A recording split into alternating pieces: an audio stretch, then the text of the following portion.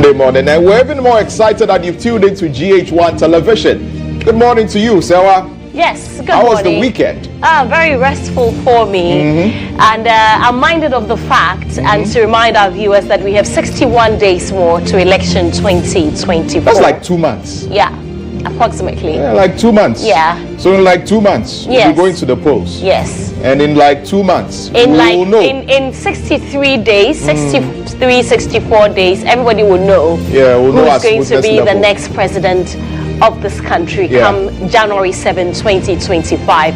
Good morning to you, and I hope that you had a good weekend as well. Mine was very restful. I really wish that, I had many weekends like this. The weekend will extend. We wish that it would extend. Yes. Unfortunately, it didn't extend. Yes. And we are here.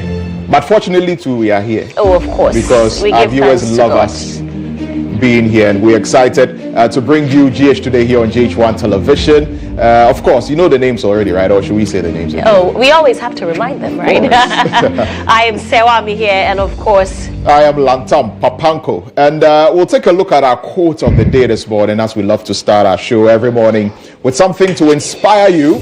And this is a quote by Nelson Mandela. well, he says, it always seems impossible until it is done. And so there's nothing at all that is impossible unless you don't want to do it. Yeah. And every time you see things, when I see quotes like this, I feel like it speaks directly to me because there's so many things that I thought I couldn't do, but here's where we are now by the grace of God. And look, I mean, until it's done, it looks impossible. Doesn't mean that by your own might and strength you can do it. If you're a Christian, put your mind to it and commit it into the hands of God, right? And it will surely come to pass and you'll be able to get it done. They always say whatever the mind can conceive and perceive, the hands can achieve. Of course. So once you have it at the back of your mind, you go out there and do the things that you thought were not possible for you to do. And you'll be well on your way to achieving success, right? So that's some food for thought this morning. We've got a great show lined up for you today. Of course, all the usual segments are coming up. Very soon we'll play our video of the day. We'll also bring you our word of the day, and we'll get into the Inside Out segment. And quite a lot to talk about on the Inside Out segment today, right? We're focusing on the fight against Galamsey. Of course, we can't let our foot off the gas when it comes to that fight. We need to continue to hammer on how important it is for us to sustain, that fight against illegal small-scale mining. And some people seem to have had a renewed sense of really taking the bull by the horn as far as this fight is concerned, including the Member of Parliament of Amihere, right? He's been speaking about it. Yeah, he's been speaking about it, and this is also a Minister for Works and Housing. We'll get into that when we go into the Inside Out segment. But this fight for Galamsey, this call for an end to illegal mining, has even prompted a lot of the things that we'll be talking about as well. Because in the quest to get government to stop illegal mining or the menace, some people decided to protest Democracy Hub, for which reason they were subsequently arrested for engaging in certain unlawful acts for which they have been processed to court. They've been denied bail. And then over the weekend, we saw another group called Concerned Citizens hitting the streets again, demanding two things. First, to an end to Galamsey, and then to free the 53 protesters who have been detained by the police. Today is the 7th of October. Tomorrow is the 8th of October, by which the 2 weeks remand that was put on some of them would have expired. So we'd expect the badge that had the 2 weeks, which was to expire on 8th October, return to court. And as to whether there will be a renewal of the remand or they will be let to go, that's also it remains to be seen. Yes, but haven't some of the lawyers applied to the High Court for bail for some of the protesters? Well, the High Court application that I have seen is actually yes, but they claim that there's a violation of human rights there, and the High Court has the exclusive jurisdiction. When it comes to human rights issues, an original jurisdiction. Yes, original. Other courts can, but mainly it's at the purview of the High Court. But lawyers will tell you that, Lantam, if you've seen the suit, it doesn't have addresses.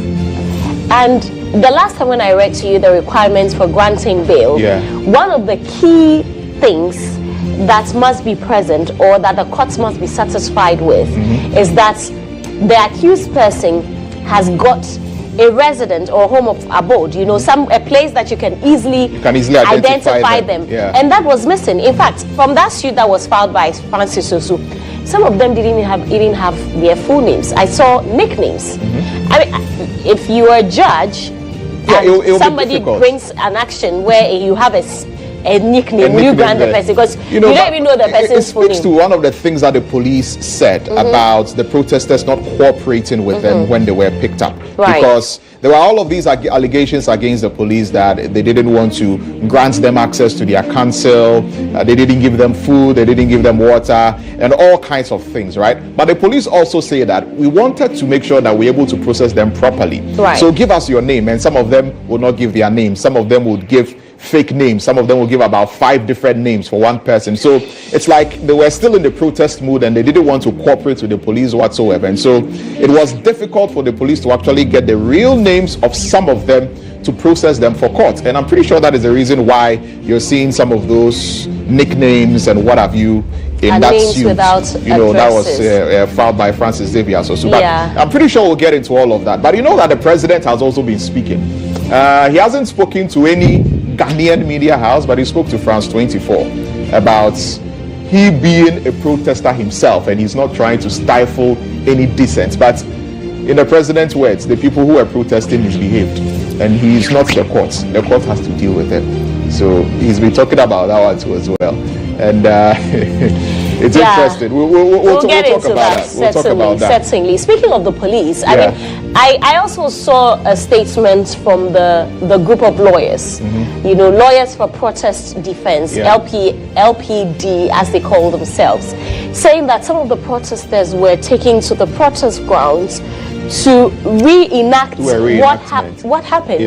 I mean, if that's true, that's very unlawful, you know, and that's not right. I spoke to Adam Bona on this on Newsroom last week, and he said sometimes the police try and do that reenactment, even let you wear the same attire it is that you were wearing, because they want to make sure that whatever evidence it is that they have is intact. And sometimes they want to solidify their evidence, and sometimes they want to make sure that nothing is missing. Sometimes even if they take you back and maybe there are other eyewitnesses around, they'll be able to identify that, oh, okay, this person was actually standing here, because some of them are claiming that they were innocent. They were just innocent bystanders. They weren't engaged in any of the destructive acts for which these individuals are being charged, but they've been added to the lot. And so that's the rationale behind the police trying to do that. It is something that they do. But the question that people also ask is, if you have enough evidence and you have all of these videos, and the police themselves also had video cameras and what have you around, right? That's why we got some of the other videos. Cams? Yeah, they're also supposed to have body cams, yes, and they do have body cams, right? So what happened to the body cams? So if they have all of that, why do they need to take people back there to go and do reenactment? These are questions that are coming up. So we'll talk about all of that here on the show today. But let's take our word of the day.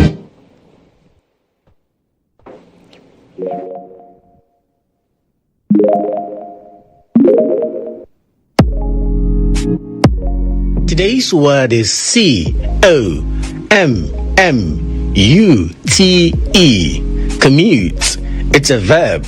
Commute has other meanings. For instance, to commute from home to work. But the meaning we are looking for this morning pertains to law, and it means to change a punishment to one that is less severe. Let's exemplify it. The protesters of #StopGalamsey had their sentence commuted from imprisonment to a fine. Commute.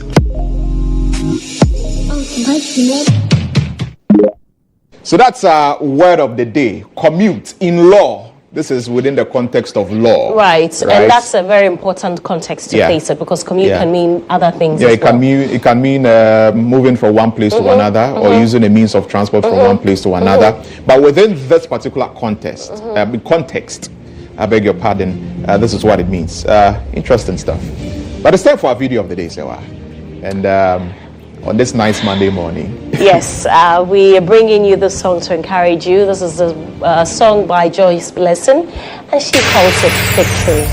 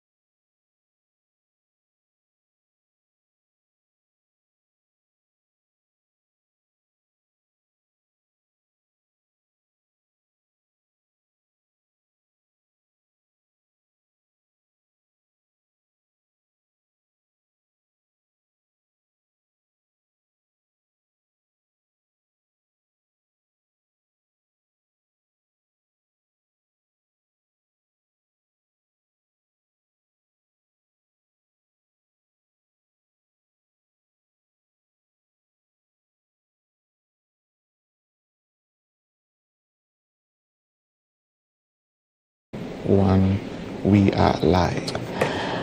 Right, so on Inside Out this morning, we've already given you a glimpse of what we're going to be talking about, and we're still on our fight against Galamsey.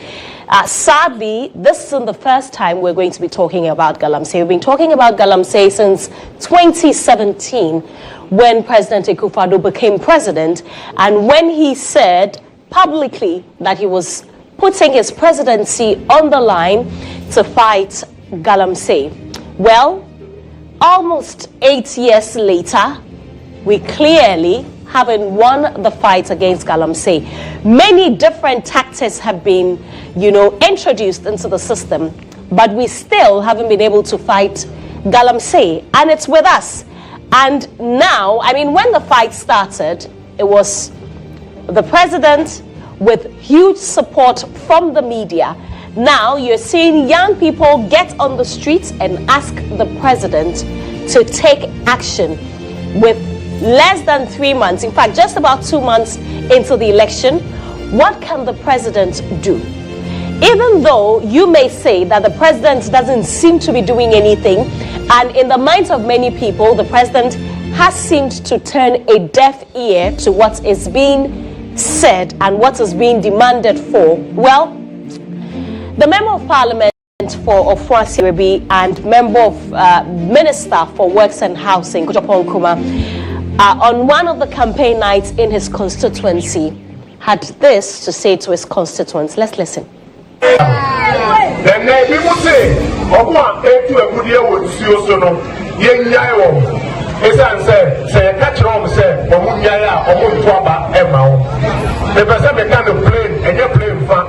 MPB not baby no one against so government for Apple to a good year when in so come saying in Sua. Yeah, of course, I will be as a young man conform to a good year when so and say in Sua. It's a sense you know from Aramwa. The issue today, I bring you a baby, I will be on the police no. Of our police for any divers, maybe a chile, a papachino. Me are playing on Papa radar, or what you may 7,000 cities. And some of our divers are back to 2 years of their pushing. It is a bit baby, not so so say, or the Poetia or almost saying you are. Yea, of course, I will be a say, young movie mamma say yes, you saw no better. The Bappo at Yasa, Mino, Ewasi. Wow, what's over good, they were fine. Over to me at Tuno. I find that one over 2. Now, when you seek, I don't mind no any sense. Na December 7th, Abana Yafa Kotori, the Messer Mumamino, Pepano, Mummy and I have been to Anakua. Then Kotaba the man on my 1. We say Kotama Waya. Kotama Waya. Kotama Waya. Now, by the time I am by the baby, now go jump on from I Empia. Not Ghana and Yaman, Penny for Fra, your friend, Alhaji, Doctor, Mahmoud,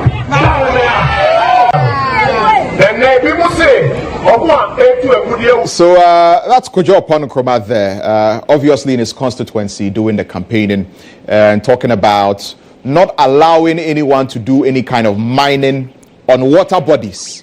If you listen to what he said, he's of the view that if you want to do mining, you have to do it in a very responsible way. And in his constituency, he's not going to allow anybody to get onto a water body and spoil the water body or pollute the water body. And it's a fight that he's willing to embark on. This seemingly is in sharp contrast to what some of his other colleagues who are also in government, have been saying, like Dr. Uwe among other people. They are saying that the government is not going to stop Galamsey today or stop Galamsey tomorrow. And there are a lot of people who have the opinion that because there is an election coming, people in the NPP, we've heard Abranya, DC and co all talk about these things. Even the women's organizer. Yeah, women's organizer, that because there's an election coming, this fight against Galamsey is something that they don't really need to pay a lot of attention to because it could dwindle the fortunes of the party. And I find that very, very unfortunate. Right? Because we don't care whether or not you have an election to win. We care about our future. We care about having safe drinking water. We care about not having to drink water which has heavy chemicals, metals in them, which potentially could destroy our health. Already people are beginning to feel the repercussions. Are we not concerned or thinking about these things, and all we are thinking about is we need to win an election, and so we need to do the things that are necessary to win an election, and if we stop the people from doing the galamsey, don't vote for us? That's very selfish. That's very selfish. So they should take a cue from what Papanko is saying.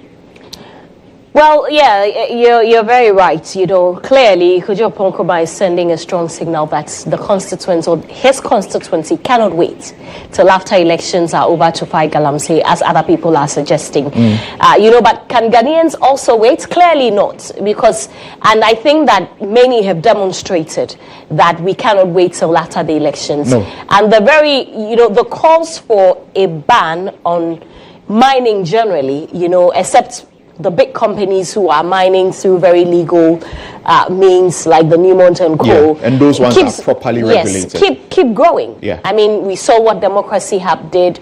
We have seen, you know, even United Nations speak on it. We have seen the very latest, what we saw over the weekend by the concerned group also hits the streets. We have heard the Catholic bishops also about to be turned to, you know, Protestants, as we have been discussing all weekend. And there's a certain group called Fetish Priests as well, who say that they are going to be hitting the streets also, you know, in demand for government to put a ban on mining. And you know what I would say that as a country we are all waiting for right now is organized labor, because organized labor served notice that on the 10th of October they were going to lay their tools down because government did not meet their demands and gave them an ultimatum. Today, we know that last week organized labor met with the president, and we saw that very, you know, divide and conquer. That statement by the Ministry of Information, which gave very little information, by the way, on the outcome of the meeting. It didn't give me any information at all. I don't know about you and the many Ghanaians. But today, and at that meeting, by the way, the president said, according to organized labor, that they needed more time. And it's 61 days to election. Can we give them more time? We can't give them more time. The president has had close to 8 years. Yes, after announcing to everybody that he's ready to fight galamsey and he's ready to fight it boldly, and he doesn't care whether he's voted for or not. 8 years, almost 8 years down the line, what has he been doing, and why does he need more time now? Of course, the fight has failed. All the money, you see, I'm concerned about all the money that has been thrown at this charade. That's what I want to describe it, of a galamsey fight. Procuring drones, funding Operation Galamstop, Operation Vanguard, the Interministerial Committee, all of those things, training people at UMAT, doing community mining, alternative sources of livelihood, all of those things. Huge sums of money have been spent, and this is where we are. And that if you tell me, is money that has been wasted.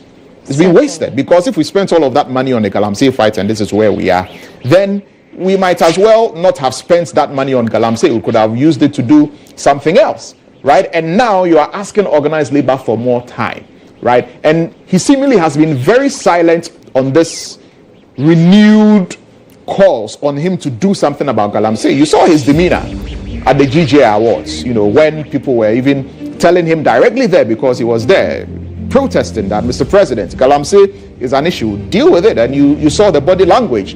It smirked of some nonchalance, really, about this whole galamsey. It's like, it's annoying. You people are, because elections are coming, you are saying that I feel against the galamsey fight, and so you are trying to make it a political issue when I've done A, B, C, D. But that was the body language of the president, and that's quite unfortunate. There is an issue at hand. It needs to be dealt with. You are supposed to deal with it. You promised everybody that you deal with it. You have not dealt with it properly, and now it has become an albatross on our neck, and we are calling for you to deal with it, and you're not saying anything about it. But he went to speak to France 24 and talked about how he's not responsible for jailing protesters. But people are trying, you know, and they will not be wrong to think that, right? Because of the perceptions that have been created, that because these protesters were doing things about galamsey and were making the government unpopular, it was their 2 weeks remand was sort of to teach them a lesson. You know, and there was some sort of influence, because you heard the protesters talk about order from above, and all of that. So it's like to teach them a lesson. These are misdemeanors and what have you, but won't give you bail. Go on remand.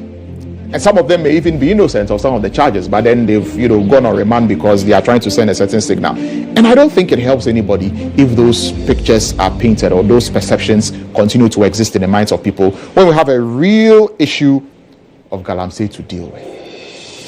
Well, Lantam, I agree with you. You've spoken about a lot of things. I don't even know where to, continue from, but I'll end from where I stopped, yes, which is on the fact that we're all waiting to hear what the decision of organized labor will be today when they meet, because this strike, if it does happen, is going to bite really hard. It should happen. It's going to bite really hard. So I'm waiting to see the outcome of that meeting, for which organized labor will make a final decision as to whether they are laying their tools down come October 10 or not.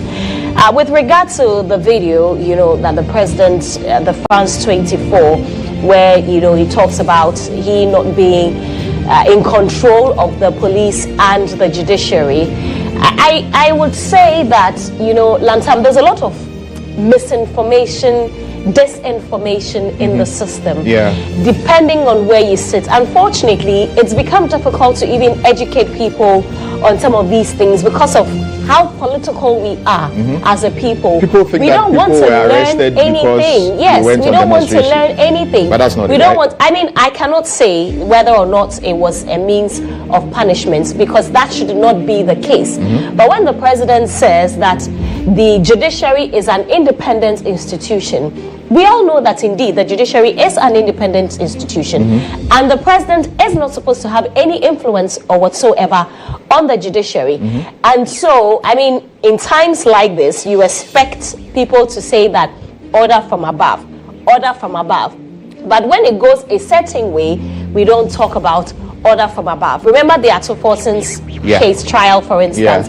There were those who were saying the president was putting pressure allegedly on the AG to prosecute the Japa and Mr. Forson. And then finally, when the case was discontinued, or the accused persons were discharged and acquitted, the chanting order from above was nowhere to be found.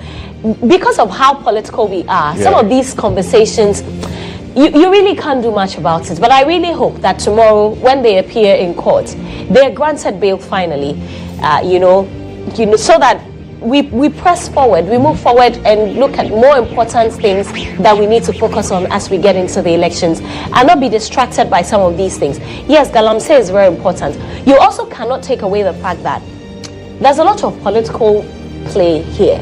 You get what I mean? We've been trying to fight galamsey since 2017. In fact, not since 2017. For since so many years. Since forever. But from GHOne time, I will agree with those who say issue. that the past presidents didn't have the amount of money that has been allocated to this government to fight galamsey. Yes, we need to collectively come together and fight galamsey.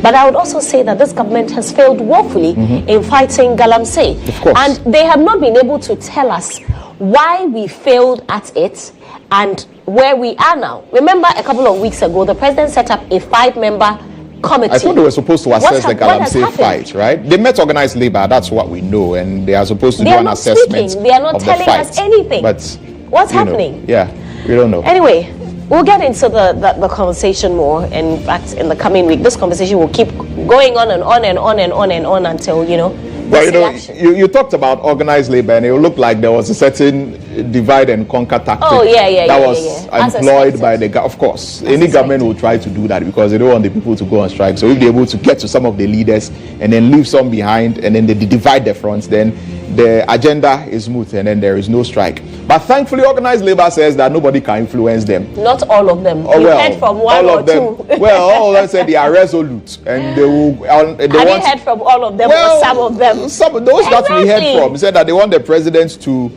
officially respond to their demands, and we've not seen that yet. What is today's date?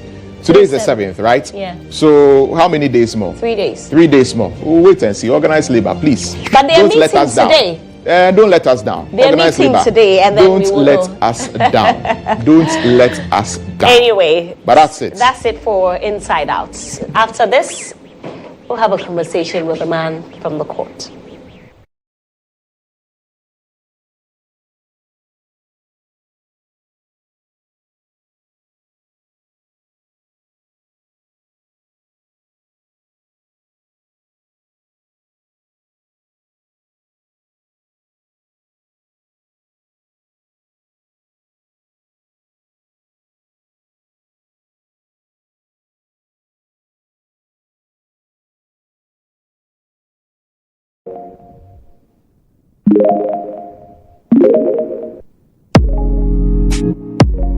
today's word is C-O-M-M-U-T-E. Commute. It's a verb. Commute has other meanings, for instance, to commute from home to work. But the meaning we are looking for this morning pertains to law, and it means to change a punishment to one that is less severe. Let's exemplify it. The protesters of #StopGalamsey had their sentence commuted from imprisonment to a fine. Commute.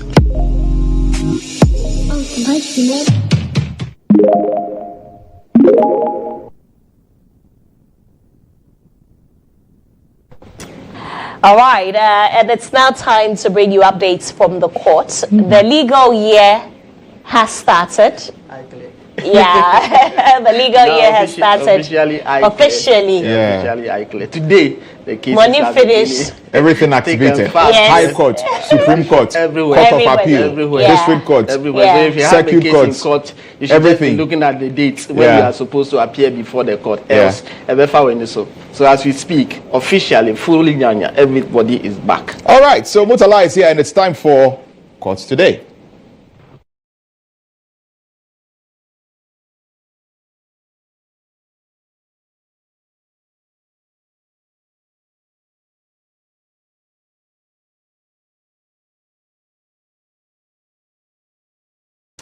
Right, so Mutala, what have you got for us? Yes, I've got a lot for you. Starting from Friday, notice that Friday when we were here, we're talking about a certain substance that's going to be destroyed, and guess what the substance is? Marijuana. Yes. Okay. Marijuana. You were there. That's Mutala in the shop there. How? Right. So were you high? Yeah, that's exactly what I want to ask you. This is the second time that I'm That's covering, not a question. This is the second time that I'm covering the you look an high. event like that. Absolutely not. Absolutely not. You know, sometimes it's very difficult to. I wonder whether indeed it's even the substance that we are talking about, because the only thing that will make you wonder is the direction of the wind. The only time that I have a sense of it is when they were packing it out of the two vehicles, the trucks that went there, because of the direction of. So we had the opportunity to go around it. So at some point in time, you can feel the atmosphere that something is changing. But when they started to burn it, it was difficult from where I was standing to even have a feel of it, how the whole thing was going to. So if you ask me whether I was high, no, I wasn't high. Adwala is my witness. Were you irie? I'm not an expert in marijuana and stuff, but I want to believe that there's probably something that is added to it to not make. You notice also they pour the petrol, the fuel that they put, could also have an effect on it. Absolutely. But they light the thing and because it will dilute the smell.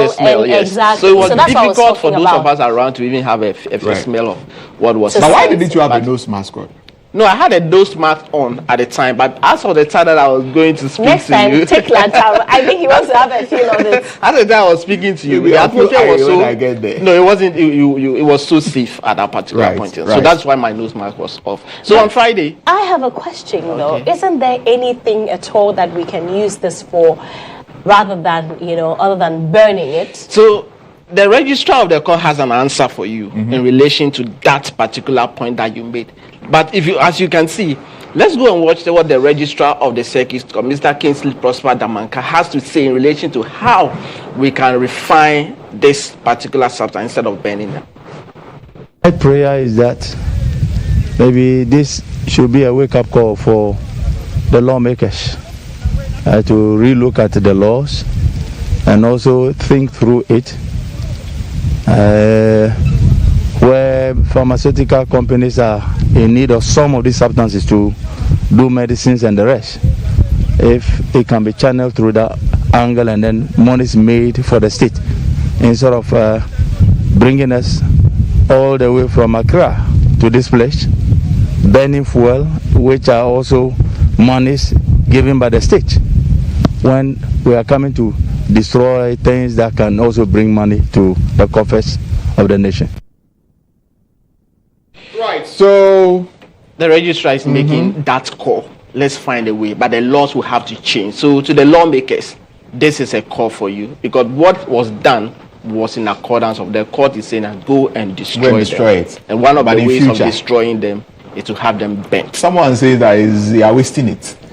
Yeah, it's possible. That's why he makes them. They are wasting it according to they are wasting. But it was actually procured out of illegal means. Yeah. So once we. But if it was procured through illegal means, right? It can be employed legally. Give it to the pharmacy because all the pharmaceutical companies. No, but that's what he's saying. They should sell it to them. The law is saying that destroy them. So yes, we need to so amend maybe they can amend the law. Absolutely. So that the government can even make money from it, right? Because if this contraband is seized and the pharmaceutical companies need it and all of that, there could be some sort of arrangement where the pharmaceutical companies that need it would pay, for it, and then it will be given to them, so that the government is making some money from it. One of the responses that I also had in relation to why it was banned because the strength, I'm told that it is higher than what is even required for institutions to have it. Yes, the potency level is above. Is it above normalcy? Have you heard of Aveno weed? Please, let's move on. Let's move on. What is Aveno? They said there's some weed called Aveno. The way you are excited about this particular subject, I think the next time you should be the one. Someone who doesn't smoke, Aveno weed. Yeah. He read about them. I know people who smoke Aveno weed. They say when you smoke it to pass your head inside. People who are smoking it. They haven't made a report to the police. You should have reported about that to the police. I know them. So I know some of them. You are betting them. I'm not abetting them. But you are the fact that I know them doesn't mean I'm abetting them. And you are supporting them. That's why you're supporting them. I'm not supporting them. You are encouraging them. I'm not supporting them. Okay, it's okay. Before I incriminate so I'm taking you to the circuit court at Achimota, an alleged forgery of will where a lawyer, Joseph Ekosam, is involved together with Alhaji Seidu Adams Baba and three siblings, Said Celia, Abdul Celia, and then Abubakar Celia. The last two are on the run, and so the court is looking for them. What is in relation to this case is that Idris Celia, one of the brothers, and because of what has happened, this case has been filed at Achimota, and then the trial is ongoing. Prosecution have been able to file all the necessary disclosures and witness statements that the court has asked them to file for the case to continue. So at the next court sitting sometime in November, the court will sit and conduct case management conference. So that is the progress in relation to this alleged will forgery in which a lawyer and then a chief and three siblings are involved, but two of the siblings are currently on the run. Now to the subject that we were discussing, the new legal year. Yes. The legal year has begun. Absolutely. So special church service on Saturday. I didn't see Serwaa there. Next time. It's the 67th legal year, absolutely, right? Church service, special one. It should be you should be there to learn moral support. You get it. You are one in the making.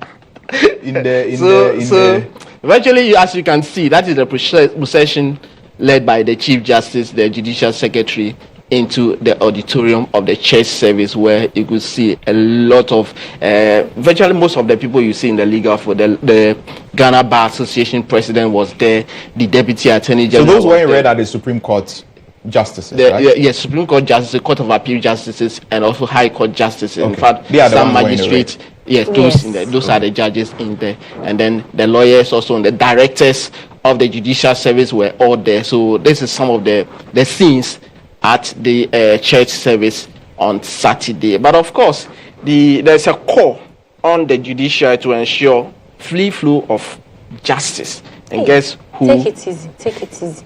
Free flow. What did I say? I'm so sorry.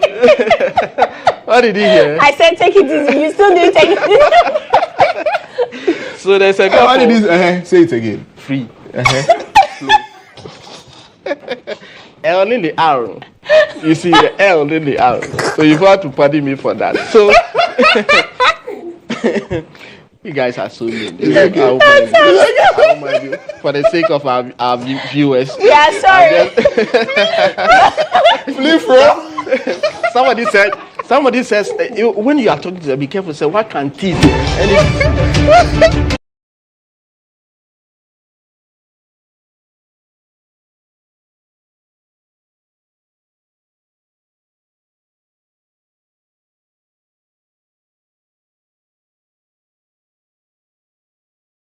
calm. We are calm. Yes, you have to be calm. We are calm. You have to be calm. We are calm. So let's hear from the. So take it easy. Yes, okay? I'm very calm. Today is Monday, so you have to be very calm. So the presiding bishop of the Methodist Church, Most Reverend Dr. Paul Kwabena Boafo, has this message for the judiciary. Every case we handle, every client we represent, we must remember that our ultimate goal is not merely to win arguments, but to secure justice. Again, our ultimate goal is not the pecuniary rewards that will come at the end of the day, but the joy of it is where the person who walked into your office goes home saying that he or she has been treated fairly, and that she or he has had a good hearing, and that they can go. In a world where inequalities persist, where voices are silenced, and where the vulnerable are often overlooked, you are moving into this year to be vigilant and to help the cause. And we must not allow justice to be a commodity available only to those who can afford it. Our legal system, though could not be 100% perfect, must strive to be a beacon of hope for all, regardless of background, status, or wealth. Sometimes we are tempted to believe that if you are affluent, if you have the money, if you have the status, if you have classmates, then the law is on your side. This must not be the case. Yes, so that is the message, absolutely, the message for the judiciary as the new legal year officially opens. So that is what he said at the special church service. All right, so let's talk about the Democracy Hub protesters. Yes. And their plight and their quest to be granted bail. Yes, so what's happening? Tomorrow is 8th October, right? And that was the day that the two circuit court fixed for them to be rearranged. But today something is happening. The lawyers of some of the sets, they opened in 6 different sets.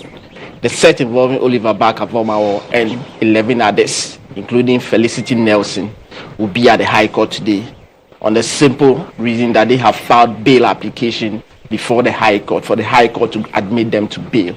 So the lawyers will be at the High Court today to move that particular bail application. So if they are lucky, it means ahead of their reappearance at the court tomorrow, some of them could be granted bail. Also, the set involving Ama Governor Elom Abebio Esquire and some 8 others, that one is also coming before another of the High Court. So 2 High Courts will be dealing with 2 sets of the bail applications before it. So we'll be knowing what exactly the argument will be, whether prosecution will oppose to that. You notice that the Attorney General makes the call that the prosecution should not oppose to bail once the relevant bail applications were considered and all that. We'll know what exactly whether they will oppose to that, and the court will have its own wisdom to decide the fate of the accused persons. Will know. So that is one of the cases that is coming as the legal year begins today. All right. And what about the O'Reilly Senior High School murder case? Yes. What's the update on another issue that has dominated the airways for a while. That matter is also before the La District Court today. And what is expected to happen is that the prosecution, in fact, the magistrate made it clear at the last court sitting that it doesn't want to, the court do not want to hear that we are still working on investigation, we are still fast tracking, or we are not concluded investigation and we want time to do that. All that the court wants to hear today is that the duplicate case docket I must say, has been forwarded to the office of the Attorney General for advice on the matter. So that is what the court wants to hear. The court is warning prosecution. In fact, prosecution has also assured, the police prosecutors have assured that they are doing everything within their means to ensure that the duplicate case docket is sent to the office of the agent. Remember that at the last court sitting, the age of the accused was determined. We're told that he's 19 years and 3 months. So today we'll know more about whether the duplicate case docket has been forwarded to the office of the Attorney General for advice. All right. Thank you very much. Thank you to the Jew. The Jew who can tease you till you die. Inusa. I know, right? Be calming down. Be calming down. Everything is fine. Today is your day. Today is one day. You know, why is the one I just remember. Let me go. It's time for. Thank you, Mutala Inusa. Yes, thank you. Correspondent of the year by JUSAC, the very best in the business. Right. The very best in the business. Thank you. Reporter of the year. Yeah. You'll be a very good lawyer. Yeah. We don't know why you're not even one yet. You know. It is time. Okay. To do something. Well, definitely. It's time for us to take you through today's papers.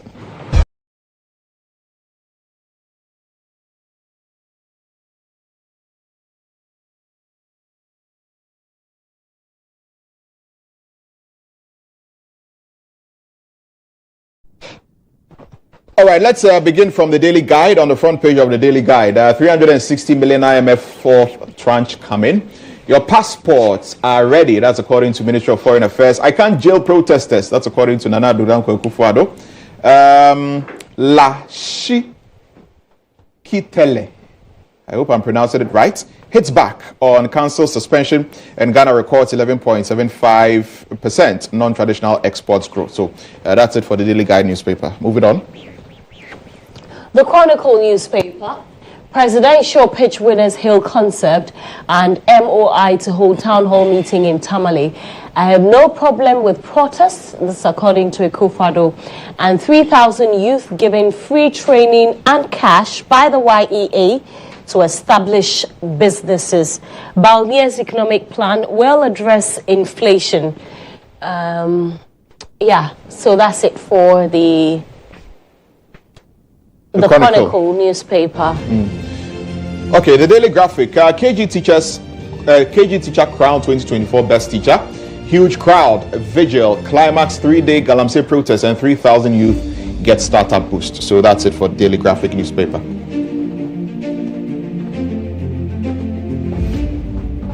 The publisher, the Ghanaian publisher, Ifutu Municipal vows to demolish unauthorized billboards, and Papanko explains Baumia's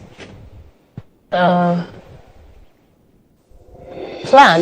Is that what it is? Baumia's vision. Baumia's vision at Gimpa. Okay. Yeah. Ghana edges closer to global capital markets, and YEA equips 3,000 youth with tools and cash. Small-scale miners armed task force to protect water bodies, and ministers storm Tamale for town hall meeting. All right, custodian newspaper. Ghana's debt burden reduced, $13 billion in bonds restructured. Northeast gets 400-ton waste recycling plant. Papanko outlines Baumia's vision for Ghana. YEA supports over 3,000 to start business.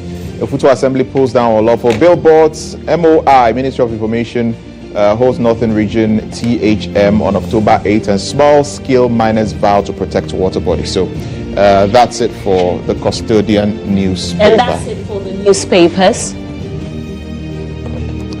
Stay with us, because after this... So, yes, after this, the breakfast review is continuing. And like I'll always remind you, if you like what I'm wearing and you like what you see, this was provided by the authentic man, who always makes me look nice every morning. So, good morning to the authentic man. And to remind you that if you need a suit for any occasion, you need to go for a dinner, you need a regular suit to go to work, or you need a special suit for a special occasion, just contact the authentic man and he'll sort you out. Just call him on 0243-029494, 0243-029494, and the authentic man will make you look nice with a nice suit. I love the fabric. Yeah, it's very lovely. Thank you very much. This is a nice pinstripe suit. Yeah, yes, I really like it. From the authentic man. Stay with us. After the break, there's more.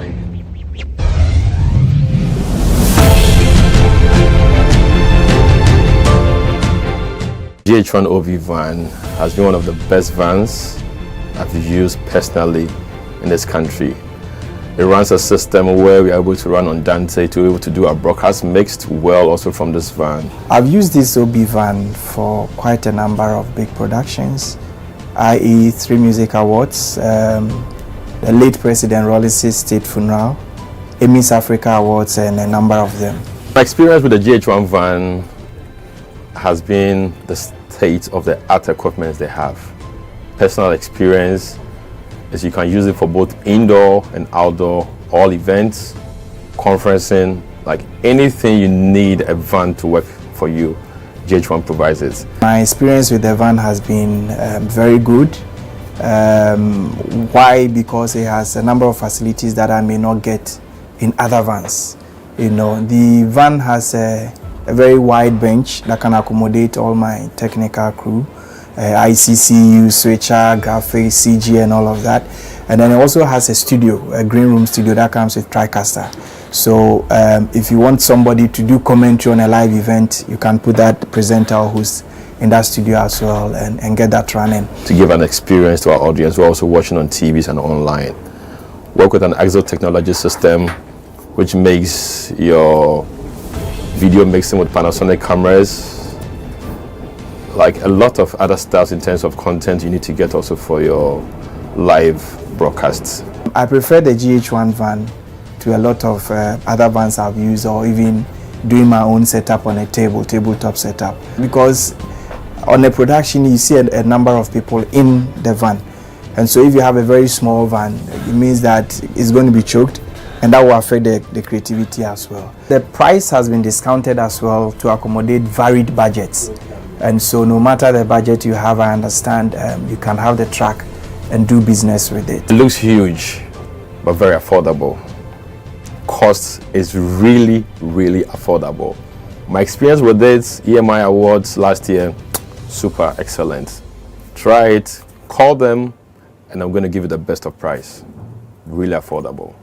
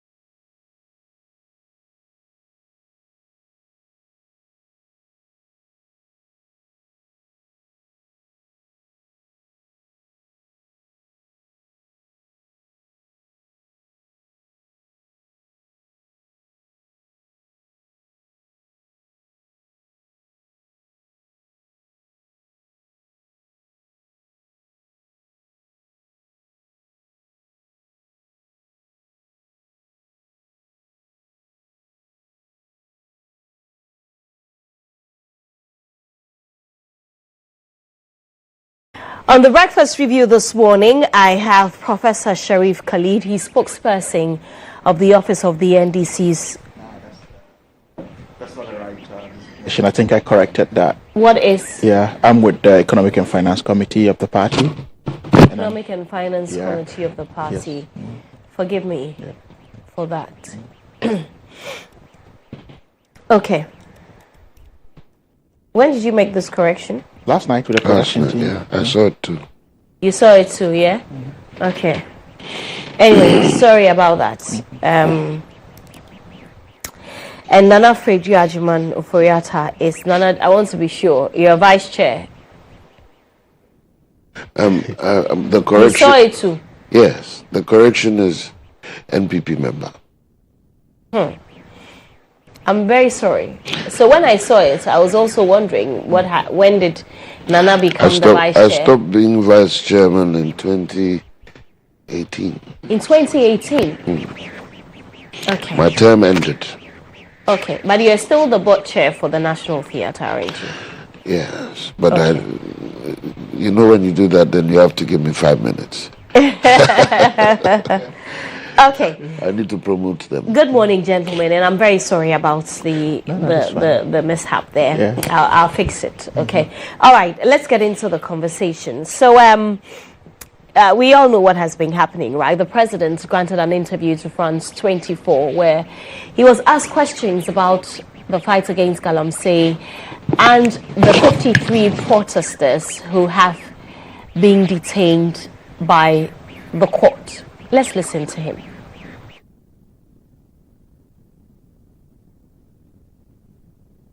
Are you concerned about protest movements? We've seen a lot of protests. Some activists were arrested, put in jail. The opposition is saying you're trying to stifle dissent. I'm not responsible for jailing people in Ghana. The courts in Ghana are independent institutions, and they have been all through this period of the Fourth Republic. People misconduct themselves and they're brought before court. It's for the court to deal with them. That's not a matter. It has nothing to do about politics. It has nothing to do with the executive. And their behavior is what lands them in problem with the police and with the courts. It's not the protests. How can the president, who himself, his political career was aided by leading protests, have problems with protests? I don't have problems with protests. And nothing is done in Ghana to prevent people from airing their views on anything. So that's the president, Nana Dankwe Akufo-Addo there. Prof, you'd agree with the president, no? Totally disagree with the president. You know... you disagree with him? Disagree, totally. Why? Right, why do I say this? I mean, in our Ghanaian political parlance, as you'd see, there's this misconception about someone being a doyen of Ghanaian politics whatsoever. But if you want to really use the tag doyen, President Akufo-Addo is a doyen of activism in this country. Right, and having moved through that trajectory, right, to become what he is today, many would least expect to see that spectacle we're seeing today on our streets and in our police cells and our institutions or state apparatus, or for that matter, state security apparatus being used against legitimate citizens trying to advance a cause. Now, why do I say this? You'd see this whole protest fight. Right. And the heavy-handedness with which the government is addressing this issue is to intimidate other citizens from joining. This is a precedent talking about misbehaviors of people who led the picket lines in Kumipreko. If he was thrown into jail, how would he feel? So the activist movement front is something he has been on for a very long time. But in any case, I was at the Cantonment police station. But were they thrown into jail for protesting, or per the charge sheet that we have seen was for engaging in an alleged unlawful act? Well, you see, when we talk about charge sheets, the police and what they want to do, it's an interesting enterprise in and of itself. If the police want to get charges against you today within a protest line, they have the capacity to do that, based on the act, because it's a free fall in how people move and act. So it is the police versus the protesters, and yet the court to be determined. But in any case... But you and I both saw some of the things that they are being accused of, didn't you? And did you see the very people they arrested engage in those acts? That's a fundamental question we should be asking. I'm not saying anyone should. Is it your point that none of the things they were accused of happened? Well, my point is that those that were arrested, some of the known people, and the acts or what is happening, transferring them from police station to police station and the likes of that, is that reflective of what that's was happening? That's a different conversation. Right? It's all, no, they are all, hold on. They're all stitched together. No, they are not. Okay. Let's have the conversation, right, in a way that our viewers can follow. So, I mean, it's one thing talking about the alleged human rights abuses when they were arrested, right? Yes. That's another conversation. And then there's another part about whether there was any basis for the arrest. When you delink them, you miss the entire point. When you delink them, you miss the entire point. It's a chain in a series of activities aimed at intimidating citizenry. So if you disengage them, how do you get the holistic picture? So if people engage in alleged unlawful acts, they should be let go. No, but they are using the word alleged. Why wouldn't you say they engaged in it? It hasn't been proven. So if it hasn't been proven, why the intimidatory acts?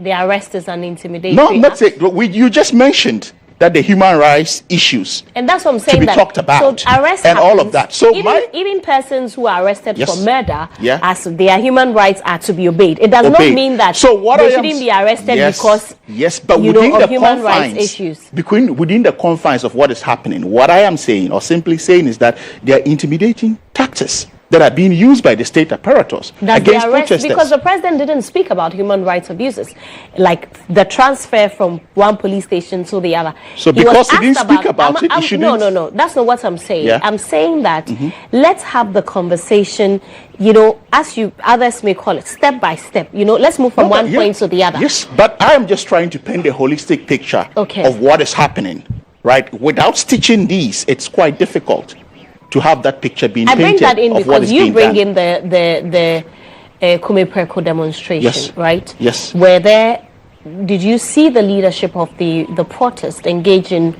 any acts of unlawfulness? Yes. But Kumepreko, things happened. I know things happened, but right? Did you see the leaders it was not in my place to say that, okay, this person destroyed A, B, C, D, this should have been what But happened. Wouldn't it have been right? there And which for is all the same. to see? Okay, well, those arrested, I'm also asking the fundamental question. Did you spot any of them engage in the alleged... I saw Oliver. Doing what? Didn't you see him take the keys of the police and throw it away? Did you see him pushing the barricades? Yeah, he ought to be dealt with. Did you see some of them burning paraphernalias and blocking roads and turning people away? And same people arrested? No, but are they the same people arrested? We have seen some of them. Yes, so those arrested, if the law would take its course, it should prove and then it goes on to it. But there are innocent people that has been arrested as well. That's the point here. Are they not innocent people that have been arrested? And that's not I was at the Cantonment police station. You even go to visit someone, right? And how you are treated is worrying. You as the visitor. You as the visitor. And tell us about it. Yeah, because I was there, I think, 3 days ago. Okay. Right? You get in there and it's like, what are you here for? Right? What they take you through the process. You can't go close to this, stand at this point before. But isn't that standard practice? Well, how is that standard practice? Is someone coming to take someone out of jail? How is that standard practice? Okay, so they ask you to stand. Yeah, giving you distances at which you should stand and how you should communicate whatsoever. And you are not happy about that? No, but why? Who would be happy about that? Okay. Well, I haven't been there, so I don't know. Who would be happy about that? So the point is, look. But you understand that they are in police custody. Yeah. So you will not be able to have the kind of closeness or freedom or liberty. There are barricades. Come on. If they're in police custody and barricaded, what's the point? So you expect to get close to them? No, it's not about getting close to them. You see, don't read it. You see, I'm trying to paint the whole picture of the human rights atrocities that are going on within these confines of it. Right. And the point is, why would there be human rights issues linked to this if there's no element of intimidatory tactics? That is a fundamental question. If we try to delink these issues, then we're not going to get the holistic picture of what is happening. In any case, was the protest legitimate? That's a fundamental question we need to ask ourselves. What they are protesting for, which is illegal mining, is not a menace in our society. What is wrong with that? In 2016, did we not see protests for Dumso under President Mahama? What arrests were made? Did people not misbehave? right? But under this government, anytime there's meant to be a protest, you'd see the police deployed, you'd see security persons deployed, right? And they are exhibiting all sorts of intimidatory tactics. I don't know what this government fears when it comes to issues of protest. When you have a president who has a crown of protest sitting on his head, what's he running away from? Why can't people express themselves? But the NDC just recently had your own demonstration. Yes. Was there any arrests? Well, I mean, we did.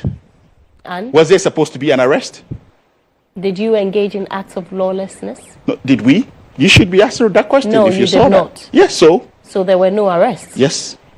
And the police say that these ones that are being arrested was because they engaged in certain acts which is in violation. So they should prove it. My point is that they should prove that. that. So why don't you allow them to prove it? Yeah, but isn't that what they are in the process of doing? Why the atrocities of human rights issues being meted out? That I get you very well. So if and that I is think clear, today they are moving an application at the High Court. Yes, that is my point. If you feel that they've done something, follow the law. Isn't that what they are doing? Yeah, but if you're following the law and you're intimidating them, what do you want them to say? How is that reflective or how is that smooth of a country that is being run by a human rights lawyer, allegedly? Oh, it's not an alleged. He's a human rights lawyer. No, I'm not saying he's not. So where does the allegedly come from? Means that a human rights lawyer would not allow that to happen under his watch. Okay. All right. Right. So, I mean, there's a lot that has happened in time past, right? And I expected people like you to join as well. Why did you not join the demonstration? Because we are against illegal mining. Did you join? I did. You were part of Yes. it? Okay, I was working here in the studio. Yeah, so I expect people like you who have a voice and who have a presence in the media to join to eliminate these issues. And that's where we can get the country moving forward. But demonstration is not the only way to, let your voice be heard. Yeah. I have spoken on this show many times. I have condemned it. I have said many times that we have failed. It's only an invitation. It's only an invitation. Oh, Either you honor. So you were there? Yes, I was there. So why weren't you arrested? No, why should I be arrested? If you were saying innocent people were arrested, if you were there, why weren't you arrested? No, but why should I be arrested? So then why were innocent people arrested? So your point is that innocent people were not arrested? Because I was not arrested, innocent people were not arrested? No, I don't think that you should put this on me. I'm only. No, you are putting it on me, and I'm putting it back to you based on the logic you're proffering. We have people who are watching. Yeah. Were you there? I was there. All 3 days? No, not all 3 days. I had work doing. So I showed up where. Are you referring to? No, which of them are you referring to? I thought you were talking about the just ended one. Yes. Over the weekend one. Yes, I was there. Which one? The Democracy Hub one? Yes, Democracy You were Hub there? one. Yes. And what just happened over the weekend to you were there? No, Democracy Hub. Okay, the Democracy Hub Yes. one. Okay, that I didn't intend to be a part of. Okay. But I am vehemently against Galamsey. That Yes. I must put on record. Yeah. So you were there. So the fact that I was not arrested does not mean innocent people were not arrested. How come you were not arrested? What a question. What a statement. I am curious because everyone in the demonstration should be arrested. No, what? And forgive me. And the fact that I was not arrested, Forgive me, but I am asking you these questions for the benefit of my viewers, right? Because there's a certain picture that has been painted as though every single person that was present at the demonstration was arrested. That's why I'm asking you these questions. So it is not out of malice. No, I'm not saying it's out of malice. Okay. If more than 100 people get on the street to demonstrate, how could a picture even be painted logically that all of them were arrested and put in a police cells? You saw the numbers on the streets. Which part of the it is not about where were you? No, it is not about where I was. The numbers and photos you saw on the street. Is it possible for all of those numbers to be arrested, given the police force? So if you say a picture was painted, that is quite an interesting scenario. The logical question to ask is that we saw a number of people on the streets. Is it possible for them to be arrested in one go? If it's not, then that logic doesn't stand. So that debate should not even there in and of itself, that all of the people who went on the protest were arrested. The numbers are there, the photos are there to be seen. Is it logical that the police force we have in Accra, who were manning the demonstration, do they have the capacity to arrest all of those numbers? If they don't have the capacity to arrest those numbers, we shouldn't even have the debate that everyone were arrested. So since you were there, the people who were arrested, on what basis were they arrested? Well, I didn't see that. I was only there with a placard and trying to register what to be done you right. You didn't see the people that were arrested? No. And what point they were arrested? No. So which parts were you? I mean, I saw photos of the numbers, but I don't think that there were that many. Yeah, there were not that many. But you didn't see the, I didn't see the arrest. You didn't see the arrest? No, I didn't see the arrest. I joined for a while and then I left. I haven't seen you in any of the videos as well. No, I don't need to be in the videos. Okay. So did you see them blocking the roads that was leading to the hospital? No. You didn't? No. So which parts were you there? No. As I said, I showed up. And then you left? I left. I did what I could do because not all of us could stay. Right. Yeah. Nana? You had to be at the thing, but he could leave when he wanted because he had work to do. You didn't. If this was a paper on logic, logic, this professor would have failed completely. Follow the trend of his argument from the beginning when you gave him the opportunity to speak through the questions you asked him. He himself needs to do himself a service and go back, and you people should give him the link so he can watch himself and hear himself on this matter. You sit here and talk about Kumipreku protests, and you claim that the leaders of that didn't get arrested. What would they have been arrested for? None of the Kumipreku demonstrations had a claim for hooliganism. Rather, somebody got killed at that thing, shot by the police. That one, he was blind about it. He doesn't remember it, or he doesn't know because where was he? He wasn't in Ghana. Why are we doing this to ourselves? Why are we busy being dishonest to each other about these matters? When President Akufo-Addo spoke, what did he say? Very clearly. What did he say clearly? He says, one, he is not against protests. In fact, he is for them. He has been part of it in many ways. Two, he says the government, and I don't know whether it wasn't heard, but his statement was rather very interesting. He said that the courts have been independent in the Fourth Republic, which includes an NDC government. So in spite of the hitches along the way, in spite of all the problems we've had, whether you're in opposition or in government, the whatever, the general picture has been one of progress, such that in the Fourth Republic, there's not been any, and he gives credit even to an NDC government by this, it's implied in his statement. Three, which legal structure makes it evident that President Akufo-Addo has ordered the arrest of somebody? Not the arrest, but, well, that's what he denied. He said he has no influence on that. The argument, is being made, for which Professor has also That's said about the human rights abuses. Is it by the president? Is it by the president? The AG's office is it by opposed the to the bail application that was moved by the defense. Is it by the president? But the AG is part of the executive. Have you read the He opposed to the Have bail. you read the Constitution to know the role of the AG in government? Yes, I have. And so the AG will constantly do only political things? What are we talking about?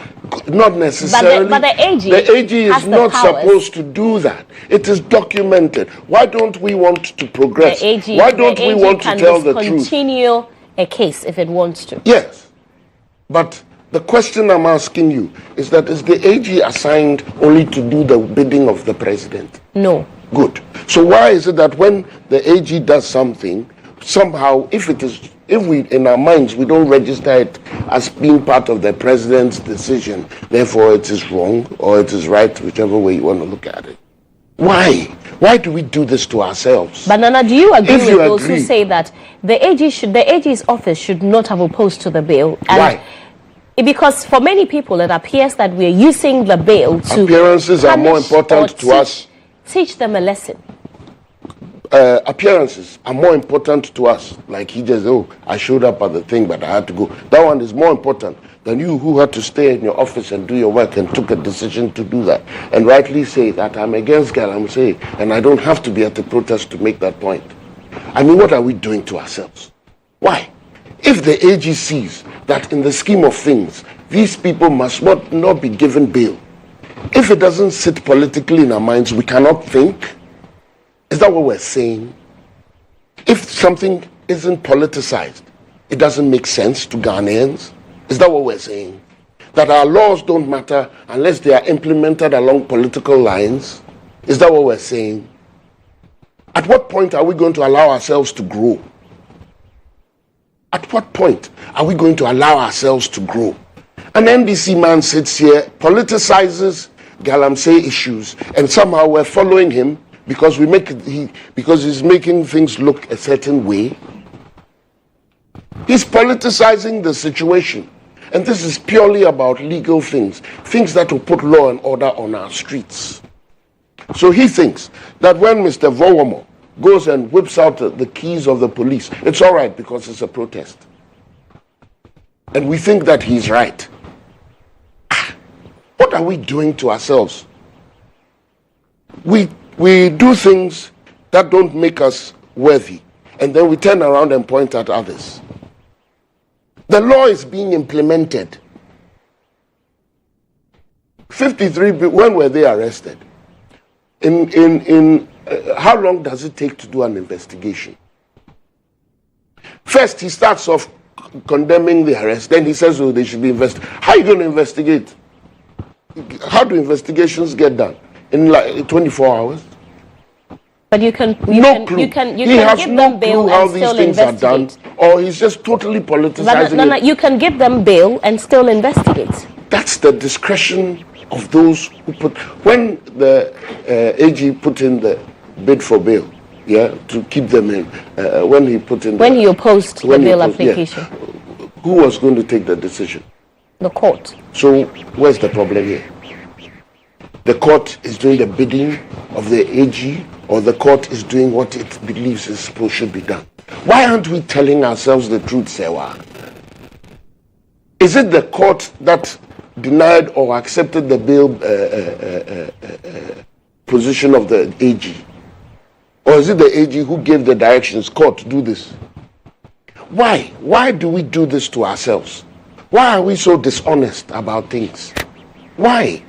Where is it going to take us? Why are we repeating ourselves in the wrongdoings over the years?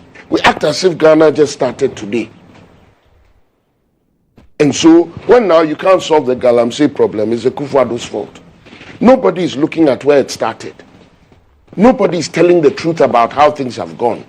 Nobody is telling the truth about positions of people who today are standing up as if they are angels about the matter. But the president told us that he was going to do everything. You want to put that on the table? Do you want us to put? No, you made the point. No, I'm saying that behaving as if Galamsey started under President Kufuor.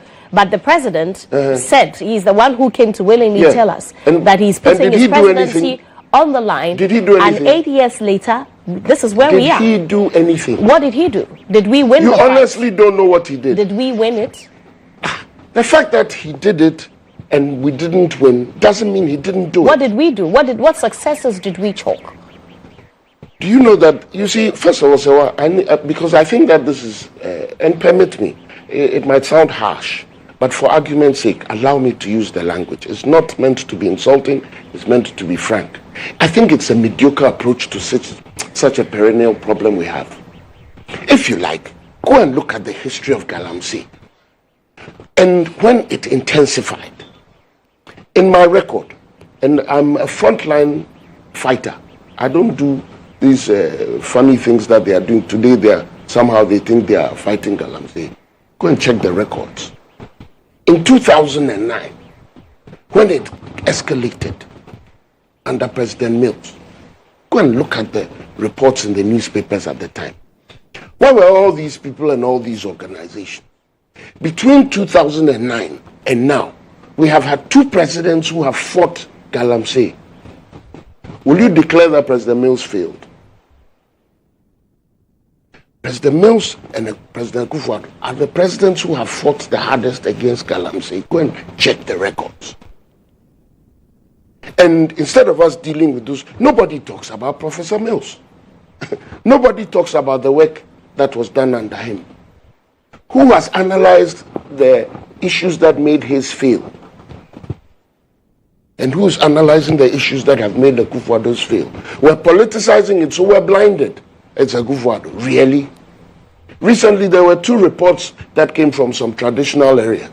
The one that comes to mind quickly is Assume, and I think there was one in somewhere in Sefi, where the locals rose. And when they rose, what happened? So, does it not tell us that the solution is not coming to line up in the Akufo-Addo's office, but to go there and support those people and ask others to do same? There have been calls. I just read another piece by Steve Mantia. There have been calls for DCs, the police, and the chiefs in those areas to be held more responsible for this. So when you sit here and come and sit on TV, I was there. So what? Did nothing. Had no effect. Go into those places and go and talk to those people. That's where the solution lies. If we're looking for real results, then you ask, President Akufo-Addo, did you send support to those people? That's how it's done. We all sit in Accra. When it was happening in 2009, they didn't care. When our water was being destroyed in 2009, go and check the records. They didn't care. How many of these labor people stood up against? It's only, from what I recall, and I was reading through some of the articles, it's the church that was standing up in those days. So let's be honest and true. If we want to solve this problem, this protest is not the way to go. The way to go is to take the stance that Serwaa, somebody like you, has taken. We're not going to allow this to happen. And so you go into the communities, you prepare the people, you educate them, you let them know what they're doing to us all. All those children who are losing half their noses at birth, getting 3 fingers instead of 5, losing eyes and all of that, all those things are not being projected by the media enough. You're projecting the politics. Project the effect so far and let people see why we should be worried. The fact that there is no water in Ghana that's safe anymore. That's where the issue is. When you show a picture of a river, somebody is drinking pure water, so they think there's no problem. That's the tree that goes with stuff. That's the attitude we take about these things. But the real problem is on the ground. So let's go there and solve it. This thing that's happened, as far as I'm concerned, the police did what they were supposed to do. You want to fight something, you don't do it by being hooligans. You do it by being protesters. There's a difference. You don't go under the pretext of protesting and then you do hooliganistic things and then get endorsement from people who should know better. There's a clear difference between a protester and a hooligan. Don't do hooliganistic things when you go to a protest. Those people that they were being hooligans? Yes, those who got arrested. That's all of them, all 53? According to the police. I wasn't there. I haven't seen anything. There's a few videos that come out that I see. I'm not going to take the stance that he took as if he was there for everything. I didn't see anything. According to the police. Otherwise, the police... And the only legitimate statement made here was everybody arrested. Because no, not everybody... Not that they couldn't arrest them. Not everybody was being a hooligan. According to the police, those they thought were a problem were the ones who were arrested. Investigations will now expose those who were actually acting it out and those who weren't.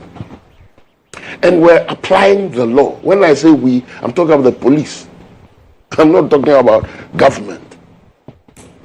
It would be very disappointing if we found that government was involved. And the president, who is government, says they are not involved. At what point are we going to begin to take things serious and in the right perspective and take things on? If we really mean well, protests, what Labour and others are trying to do, that's not the way to go.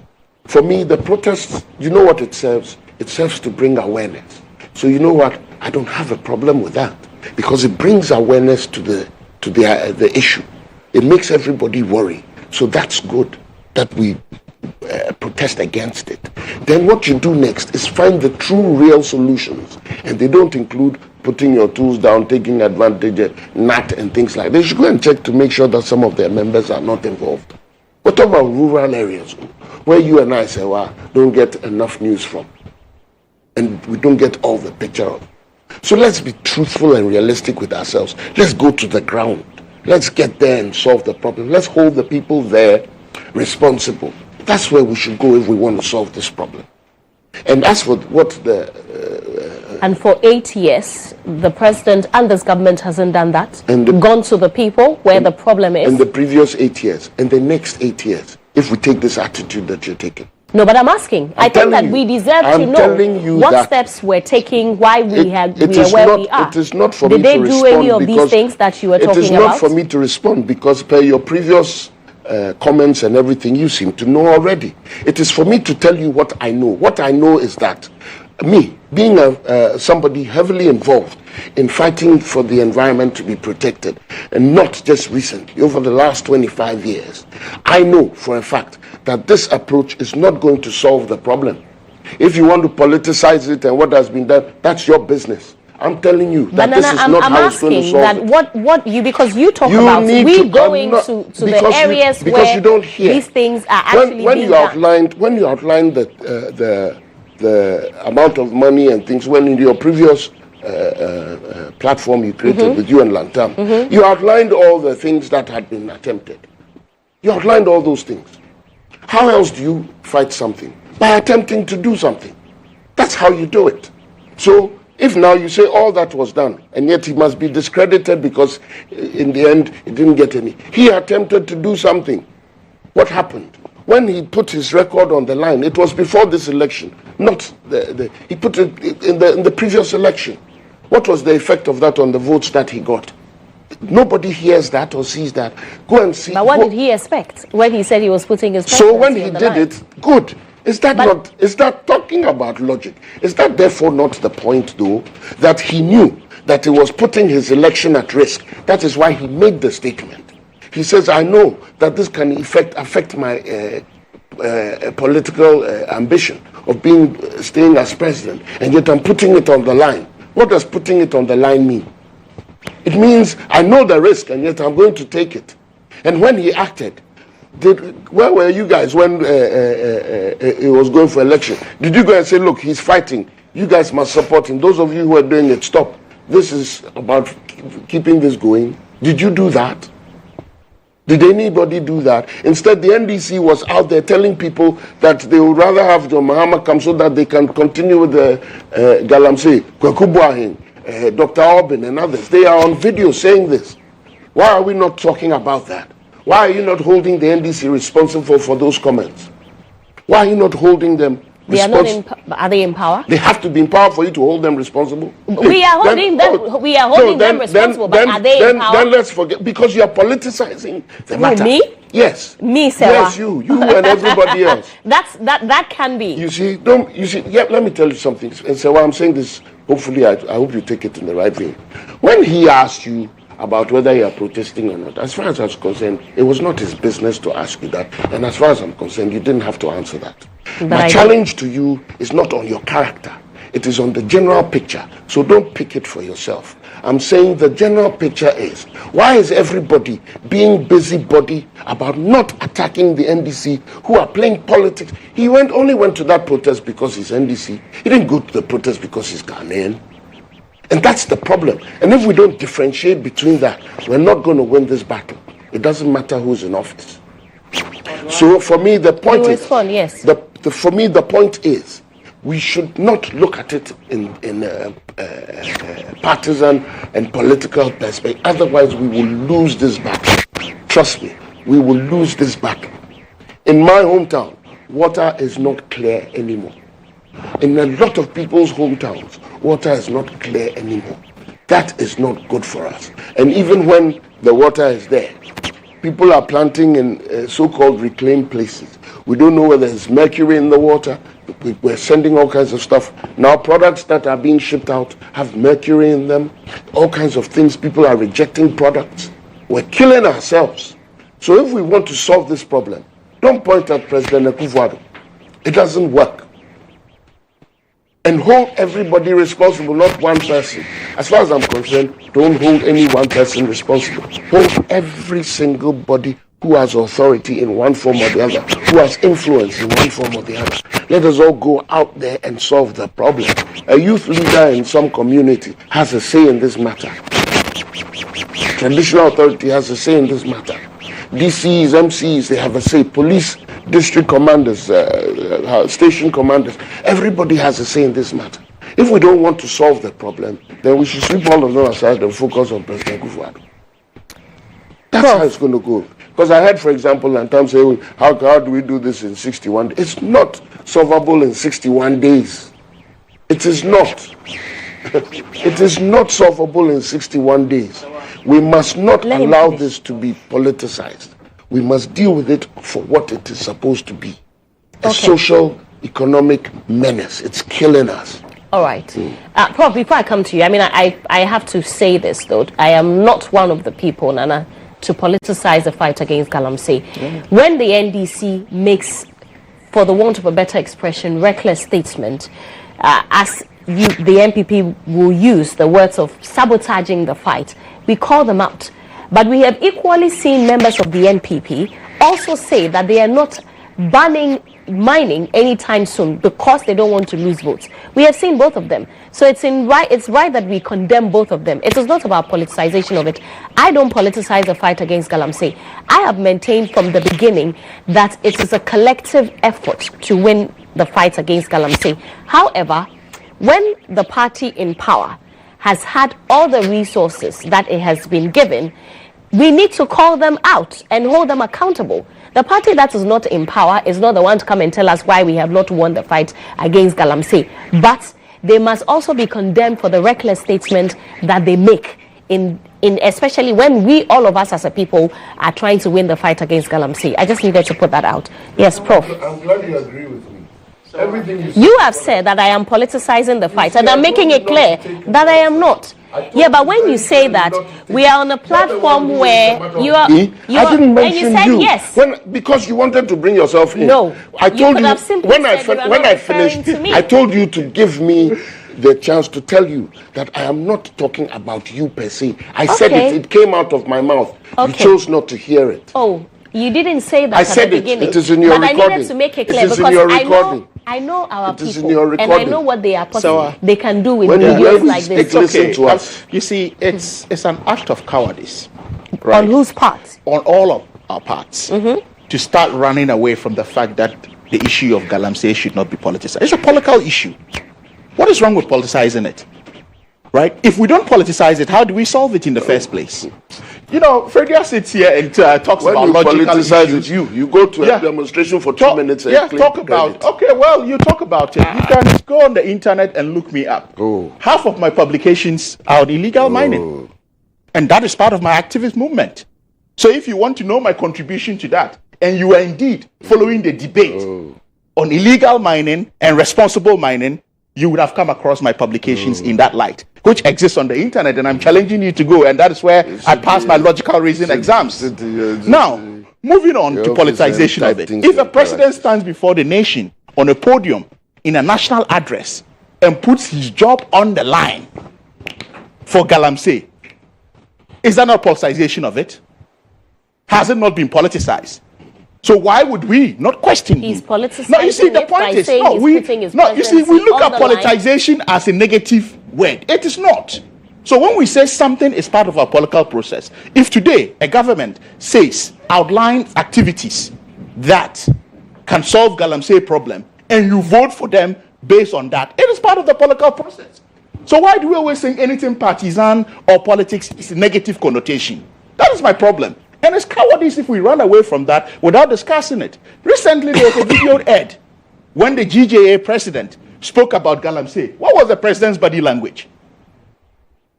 We all saw the video when he spoke about Galamsey and came to sit by the president to engage him. What optics was the president sending by giving him that kind of body language? And you say... Were you there? No, but we saw the video. But you weren't there. No, so was that a pleasant... No, the point is... No. Prof, don't, yeah. I'm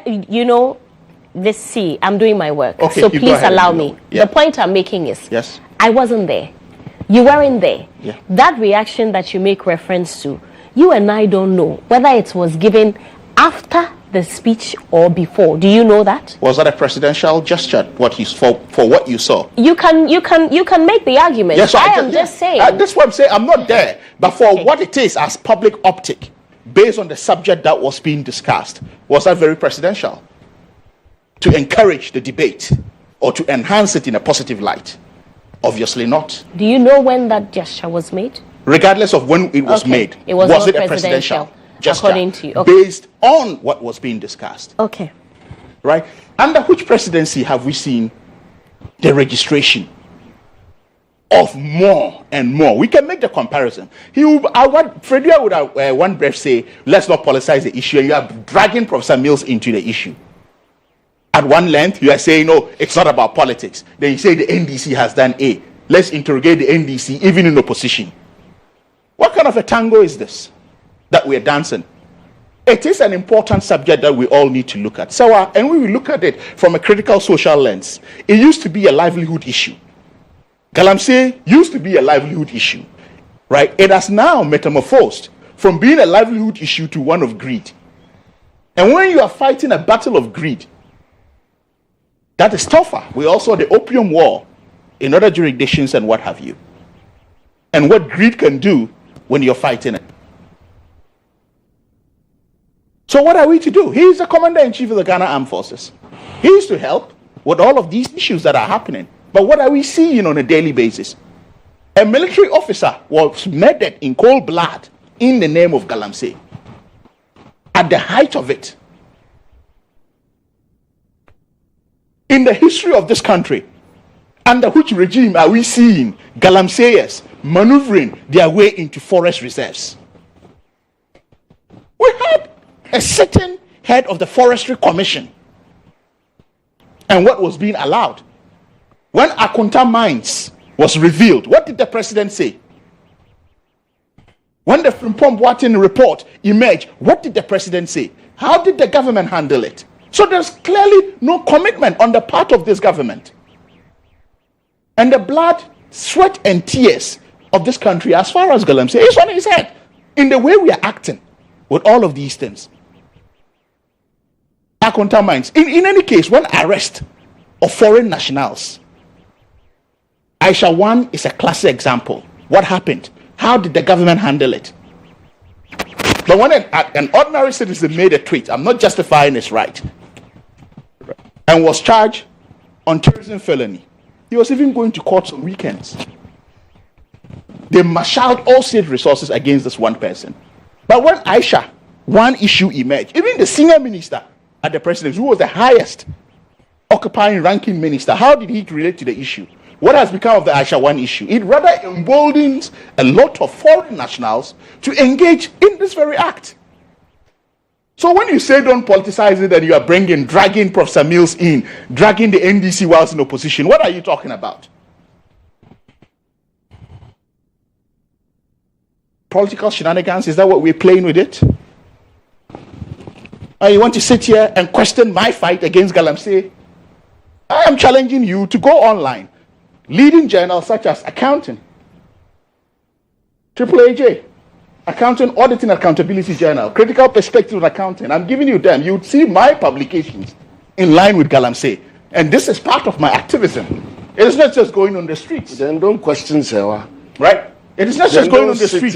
So I am telling you what I have done intellectually, even in the fight, that is being referenced internationally. So if you sit here and you are saying a president cannot be questioned, rather trying to be very political about it in your party colors, and at the same time asking for a discourse, where is this coming from? It means that your so-called 25 years of fighting Galamsey is waste. This is where the logical exam should be coming in. And I wonder if you mark your own script and pass yourself. So these are the interesting things we are talking about. We all see what is happening. Speaking of Galamsey, I mean, we're still on Galamsey, and I want to introduce this one so that when you're discussing it, you just bring it in. So, I mean, there's a lot of pressure, clearly, because today, organized labor will be meeting to make a decision as to whether or not to, proceed with their strike, which they're to start, or supposed to start, on the 10th of October of this month. And we know that Catholic bishops also say they're going to be hitting the streets to demonstrate. And chief priests also, numbering about 2,000, say they're going to hit the streets. The calls keep growing by different institutions and organizations. Since Nana, he asked a very interesting question, whether my 25 years of being involved in this thing has yielded no results. The result is what we're seeing, failure. Because people don't listen when people speak unless it suits them. People don't listen. 25 years ago when we talked about it, nobody was listening. Today, it suits them. They can put out stuff and let people say, people are working. No, on the ground, my brother. Go to the ground. That's what these protests, they should go to those communities. And when you pile up in those communities, the people see, and they see what's going on. I think that's where we should take them.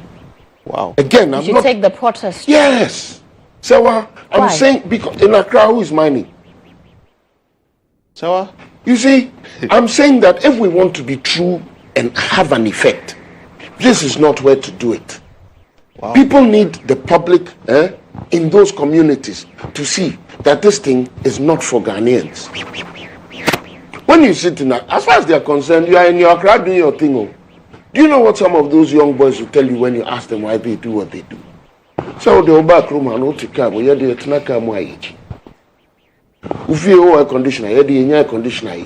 see, we need to be truthful and realistic about these things. You might write your academic papers. You think those boys care? And that's where you want your papers to have an effect. So good, you're writing that stuff. Let it apply there. And I'm saying, when the communities see these things right in front of them, you'll see real change beginning to happen. Because if there are some voices in some of those communities who try to protest and they are not winning, when they get this kind of support, then they win. Then they win on the ground, because then they get to have energy and support. But Nana, you are asking for okay, that they take the protest to those communities. But those people do not have the power to stop Galamsey. Those who have the power to stop Galamsey are at the seat of government, and it's in Accra. I plead with you that you haven't understood the problem. Then please let me understand. I'm saying, I just gave you examples. We should go and drive them away. No. Listen to me, please. Okay. Listen. I said, for example, when you talk to these young men who do it, they'll ask you, when you came to their town, you were sitting in a nice Porsche car. What's wrong if they do the same? You understand? That's the mentality that's driving these things. So I'm saying, if you now go there and deal with them, don't go and be violent, no. Go and let them see that this thing is not good for us. That's where you have an effect. That's when you can now, even this mentality, I don't know if going to protest will necessarily tell them that there are other ways of getting a car. This one, it gets them the car quickly. So we have a very serious problem. But didn't we come up with the alternative livelihood for them? Good. So then the question, you see, that was one of the solutions that Akufo-Addo came up with. And now we're pooping. It's not an Akufo-Addo solution. And alternative livelihood programs have been existing in the mining. I don't have a problem with for centuries. Because I told you that. Yeah, but that is not an Akufo-Addo. Correct that impression. Suddenly it's not an Akufo-Addo. Now you are worried. It's not an Akufo-Addo solution. No problem. That's alternative livelihood in mining has always existed. That's not your. It's not a debate for me, as far as I'm concerned. Yeah, thank you. So I've made my point. You make yours. Now, as far as I'm now that that's happened, so now you and I want to ask, so we brought you this, why don't you like it? I think we need to find, the solution is not in Accra, it's there in those communities. If all these leaders, labor, our pastors, whoever, everybody goes into those communities, can you imagine if they have 10,000 people who are going to hit the streets in separate whatever, and all of these people going to, even targeting, let's say, 10 communities, we think we won't have an effect? Because those people, they are also human. They're Ghanaians. They go with a certain mentality too. So they will win somebody over. And for me, that's when you win. So notice, I'm not against the protest. I'm against where we're doing it, how we're doing it, and what we seek to achieve. You see, we must be my brother, you talked, you even got a rebut. Let me finish. When we do this, that's when we're going to get real results. Trust me, that's when we're going to get real results. When you go into those communities. Now, the resources that have been spent, I think that we need to look at that again. The reason is, if it's going to be a continuous battle, then we must always be clear about it. And we shouldn't, I'm looking for the right word. It shouldn't be like a one-off thing. It should be continuous. Because continuously new people come into the world, new people become adults, new people start wanting things, and they have all kinds of... There's a total sociology about this problem that we have, that we must deal with. Total. And we must be very realistic about it if we're going to solve the problem. For me, like I said, I have nothing against the protest. I just have a problem with how the mode of operation. The mode of operation should not be Accra-based. It should not be Accra-based. Take your microphones and your cameras to those communities. Find out why they do what they do. You don't even have to show the people's faces. Just hear them out. And you'll see where the problem is. So, Nana, do you agree with those who say that we have failed because we didn't have a plan? Because we have always known that they will have an excuse, a reason for doing what they do. It has always existed. We know it. So what was the plan to tackle it? And I and many other people, you make the argument that we should go and protest in those areas. But you can't tell me that after spending 300 million, engaging in the alternative livelihood program, all this while, we the citizens should now go to those areas and go and tell them that what you are doing is bad for what we are doing. What has government been doing all this while? They spent 300 million. To do what? To do what they did. That's where government can come from. So what did we achieve and why did we fail?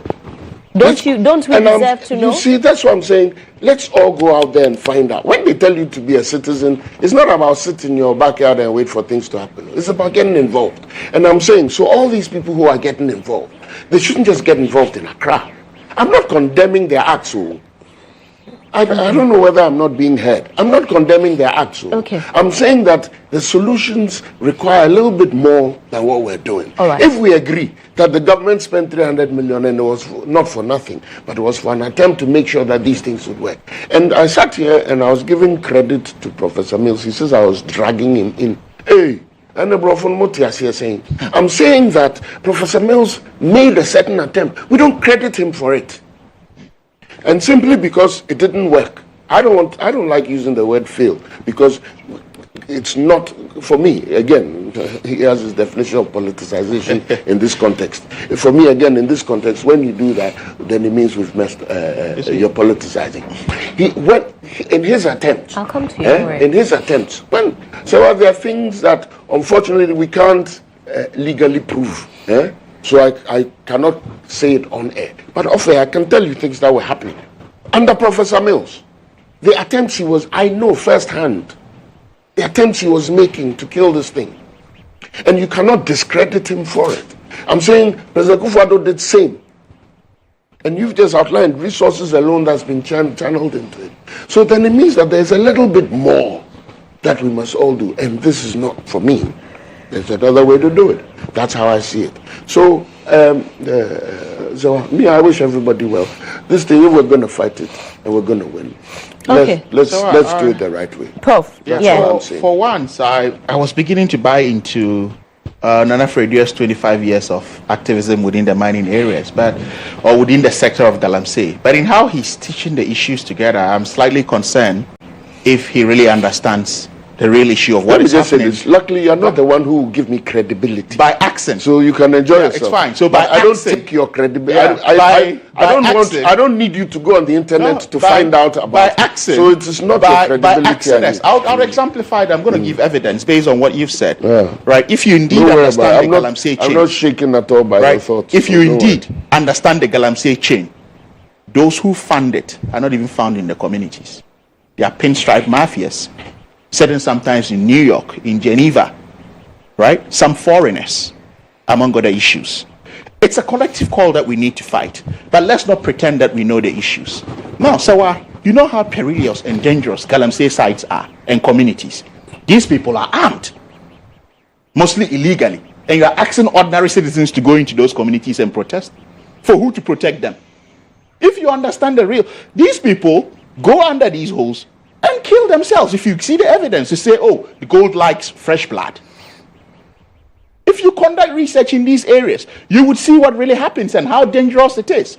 And you are commandeering citizens, ordinary citizens, to move into these communities under these perilous conditions to go and demonstrate.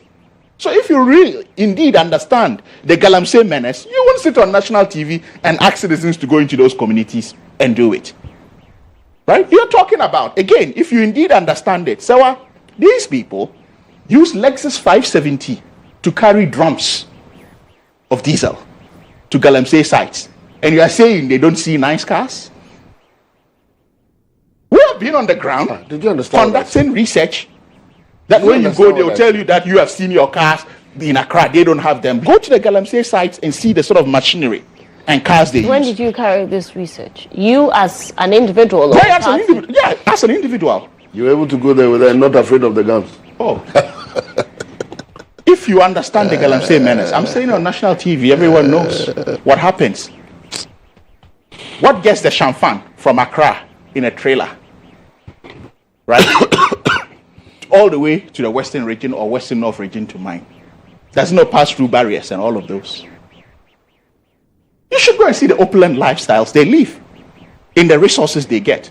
Recently, I saw us celebrating a grant for afforestation from the government of the UAE.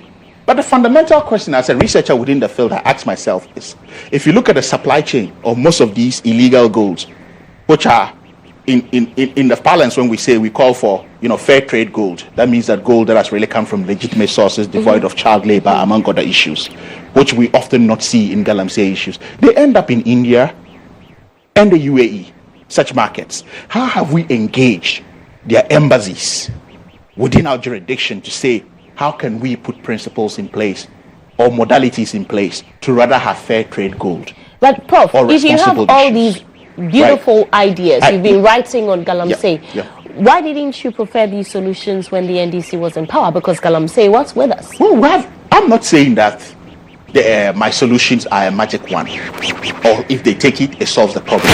I started by telling you that Galamsey used to be a livelihood issue, and that's where we begin to talk about alternative livelihood programs and the like, which we can have a long debate until the cows come home. Because I always say, if you say you're having an alternative livelihood program, it ought to be tangible and engaging. Now, if someone who was earning 5,000 cedis from a Galamsey pit, right, is given an alternative livelihood program for grass cutter rearing, how is that commensurate to it? And how would that be motivational enough to disengage from what they are doing? So it's moved, or as I said, from these areas, and it's now in the matter of the realm of greed. And when you are fighting greed, it is multidimensional. It's no more the livelihood issue we thought it was by providing solutions in alternative livelihoods. Do you get where I'm coming from? So it's fast moving, and if we don't really capture it and see how we can bring all stakeholders on board. I ran into a very good friend of mine when we were discussing this issue. The clarity is, where can we start from? We need to start from engagement, because engagement is key in this regard. In Southern Africa, engage right? Illegal mining, they call it Zamazama, right? Engage who? It hardly happens in water bodies. In Zimbabwe, where they call it Makrogoza, it hardly happens in water bodies. They rather go to, use pits and try to reuse them or mine there illegally. But we are mining in our water bodies. Why are we doing this to ourselves? And now we just think that a total ban on it is an object solution of mining activities. We all know when we talk about small-scale mining, it was actually done to empower the ordinary Ghanaian or the average Ghanaian who could not compete with multinationals. So which is why foreign nationals, by law, are prohibited from engaging in illegal mining activities. But what do we see today? Ghanaians take the concessions and they bring in. How do the Chinese get in to do this? And when we get them, we don't make good examples of them. So we end up emboldening people, and they know that, okay, well, as a foreign national, if I come in and this happens, it's going to be, okay, the GHOne situation again. And I'll get away with it. So when we say we don't want to be political about it, let's dissociate our emotional partisan feelings and they says, look, this is a political subject. Galamsey is a political subject because we're having this discourse within a political realm. If a government professes solutions to say that these are my solutions to Galamsey and they are very practical, would you not vote for them? And if they come in, would you not hold them, their feet to the fire, to implement these solutions? What is it? It's a political process. So let's not cowardly run away from it and say, oh, it's politics as usual, is that? No, it's a political subject. It is politics. And that one of the solutions to solving the problem is being honest with ourselves and agreeing that it's politics in and of itself. Let's not see that when we say it's politics means that it's a bad subject or it's a bad thing to talk about because it's an NPP, NDC thing. If the NPP can fix it and they proffer solutions to fix it, it's political. If the NDC can fix it, which is why we go to the polls, we proffer solutions, we have manifestos. In our manifestos, are we not all talking about mining? Are we not all talking about curbing the menace of illegal mining? So how is that not a political subject? So let's all admit that it is political. And when we admit that it is political, it is a step for us to get a practical solution to the issue. And that's what I keep saying. As for alternative livelihood, Galamsey has long moved beyond alternative livelihood. Okay. It is now within the realm of greed. Okay. I wanted to speak on the second. It's just like the drug cartel that I introduced. Yeah, it's just like the drug cartel when they thought that, okay, capturing them at the airport was the solution. They realized it was not. They were sitting somewhere. So they went after the drug lords in places where they could find them, in their hideouts. So you can go ahead and ask. No, on the labor unions intended strike action. Yes. Strike. Yeah. So, I mean, for me, all of these legitimate groupings emerging and wanting to be part of these issues and putting out strike actions and what have you are telling you that there's a legitimate cause for concern within the country. And every concerned mind as a Ghanaian should be worried. So for me, I welcome this. If this is what we can do to be heard, why not? You know, there are different forms of protest, Serwaa. But if we are doing all of this, you are encouraging labor union to, you know, go ahead with their strike. Yeah. But you have members of your party going to the same mining areas and telling them that when you come to power, you're not going to ban mining. Which members of which members of my party? We saw Mustafa Gbande, your deputy national secretary, and that video is available. I can play it for you to. What is our manifesto? Which is our official legal document. Within party, I'm not going to say for... There's the manifestos, but you have but what the I'm people saying going onto the ground and official, telling them... No, but is that the official position of the NDC? So when your deputy general secretary speaks, it is not... So when the deputy general secretary speaks on any platform, it's an official statement of the NDC. But whose statement should be... To be fair... No, to be fair, I have not listened to whose statement should be the official statement of the party? No, the party has an official statement, even though it has functionary executives. What happens is that if we have 20 executives and they all speak sporadically, all are taken cumulatively as official statement? No, the party comes out with a position. It is deliberated. It's a democracy and voted on. Then comes out to say this is our official position. So if that was the official position of the NDC, it's another debate on its own. Okay, so that may not be the official position of the NDC. But when you have members of the party in leading positions... I haven't listened to that tape. We will play the video. We will play for you. Don't worry. We'll play for you very shortly. Let's find that so we can have a fair... video. Oh, most definitely. I'll play it for you. But when you have members of the party make certain pronouncements like these, how did you want it to help in the fight against Galamsey? You see, we have to contextualize it because I've realized that most often than not, such statements are blown out of proportion. So if you had, or not contextualized properly, if you play any of them and say, or read to me that this is what this person said, then I can give you an object response. But to give me a blanket statement to say that this is what members of the NDC are saying, it will be difficult for me to respond to that, to be fair to your listeners and you in studio as well. Okay. Let's watch the video. Thing Let's watch the video. Okay.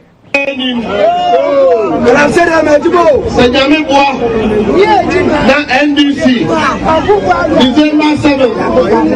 The two of them, Emma Omampeli John Ramani Mahama, Emma President, Ejumano Obakoswa.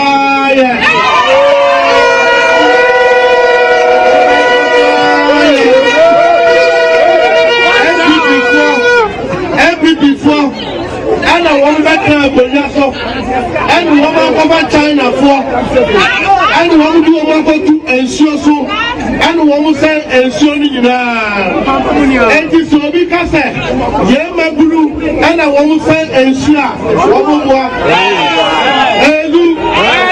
someone can say Dr. Mahmoud Baomiana called China and of course Zikabewa. And woman China for number and woman Chamfa machine Yama woman and a woman to go and will show the so and this is a Yaba Pump China for the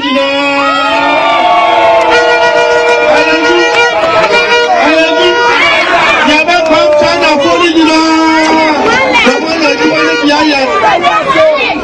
NDC to successful start. Yeah, my point. Right, so yeah, that's Mustafa Bande. Yes, how is he saying? It says Professor Khalid. He's a professor. No, he is the professor. Right. So the subtitle. That's why. No, that's him. What I was saying, like, I mean, to look at what he said, right? He was even against the pollution of our water bodies. But the foreign nationals. No, if he says Ejumano Obeye, right? Small scale mining is legitimate. Did you know what he was referring to? He's saying small scale mining. And within the context of which I understood this, is that because I told you that small scale mining is the sole preserve of Ghanaians, not foreigners. But now he's saying that we are going to pump the foreigners and allow you to do your work. So within the context of small scale mining, rather than Galamsey. The foreigners, the Chinese who are mining in our water bodies, so that you can also get some of the work to do. To do legitimately, which is small scale mining. You didn't hear where he said Galamsey, but you heard where he said small scale mining. No, what I said, Ejumano Obeye. That's right. That is small scale mining. And what about? And what is Galamsey? You see, when we say Galamsey, is it not a Juma for them?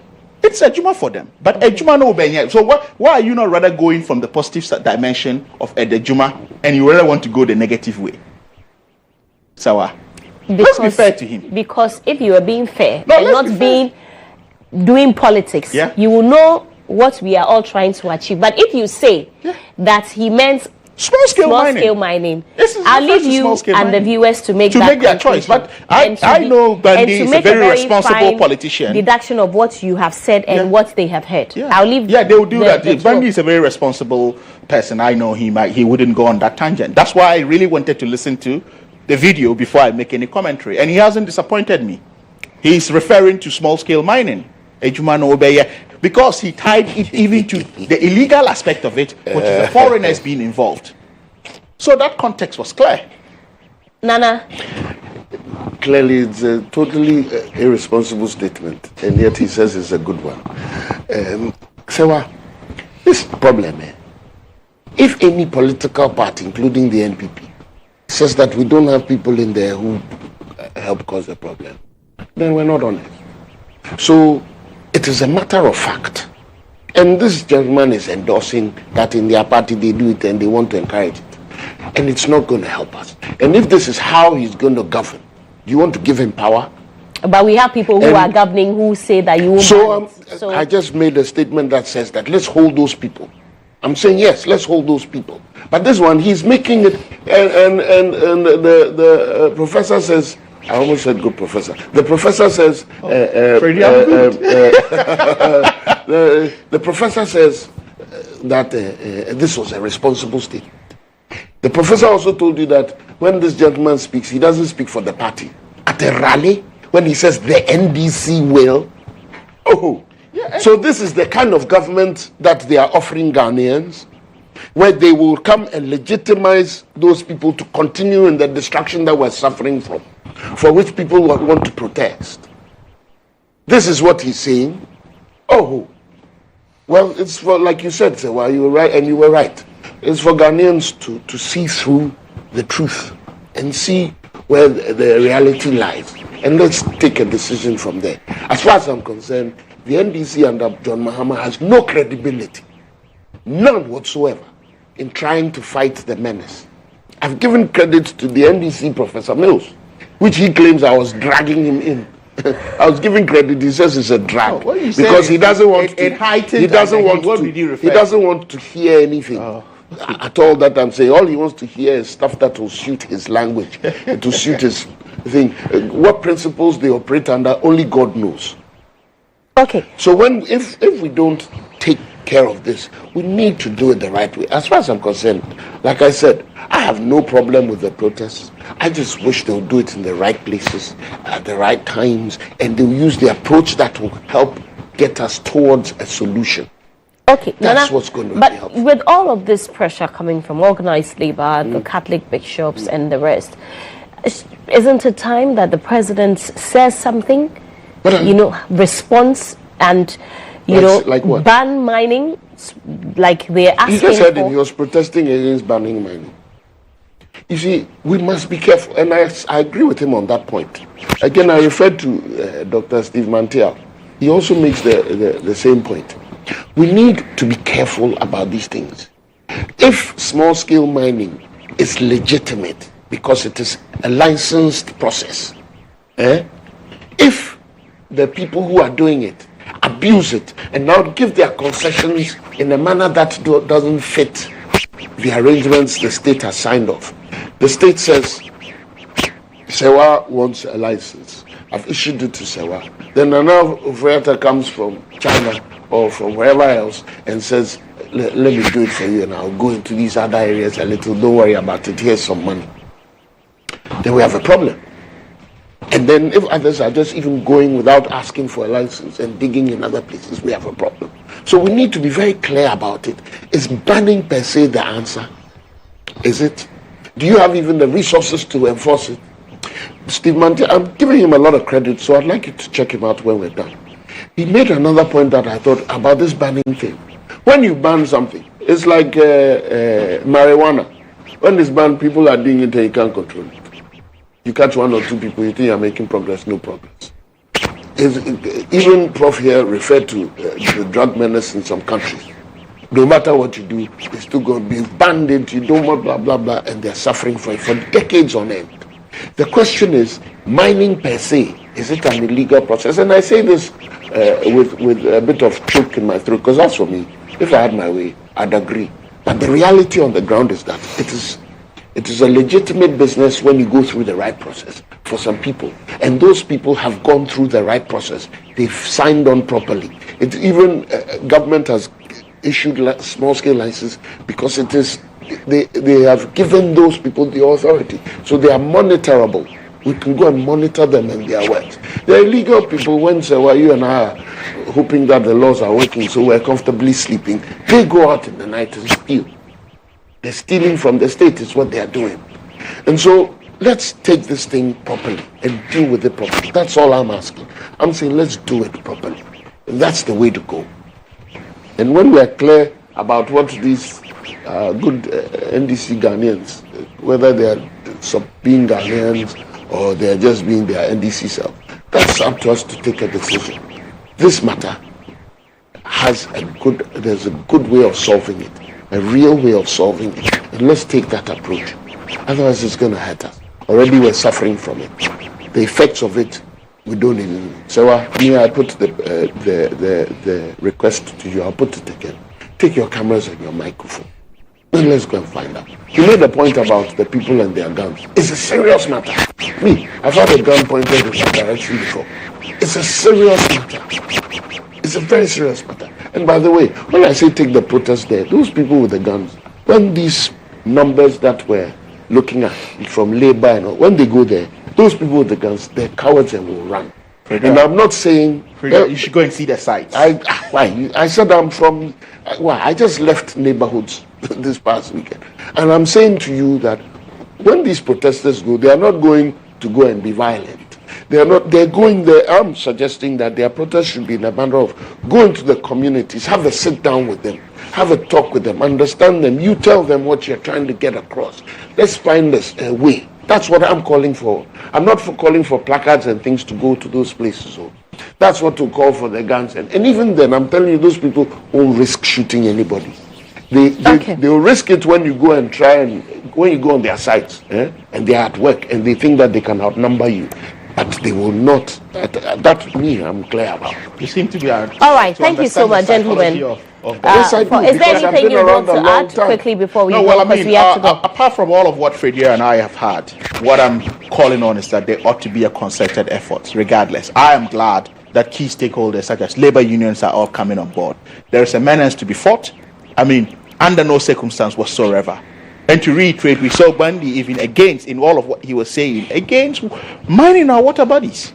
I made critical examples of Zamazama in Southern Africa and Mokorogoza in Zimbabwe. These things happen, but nobody would touch the water bodies. We're not saying that don't mine.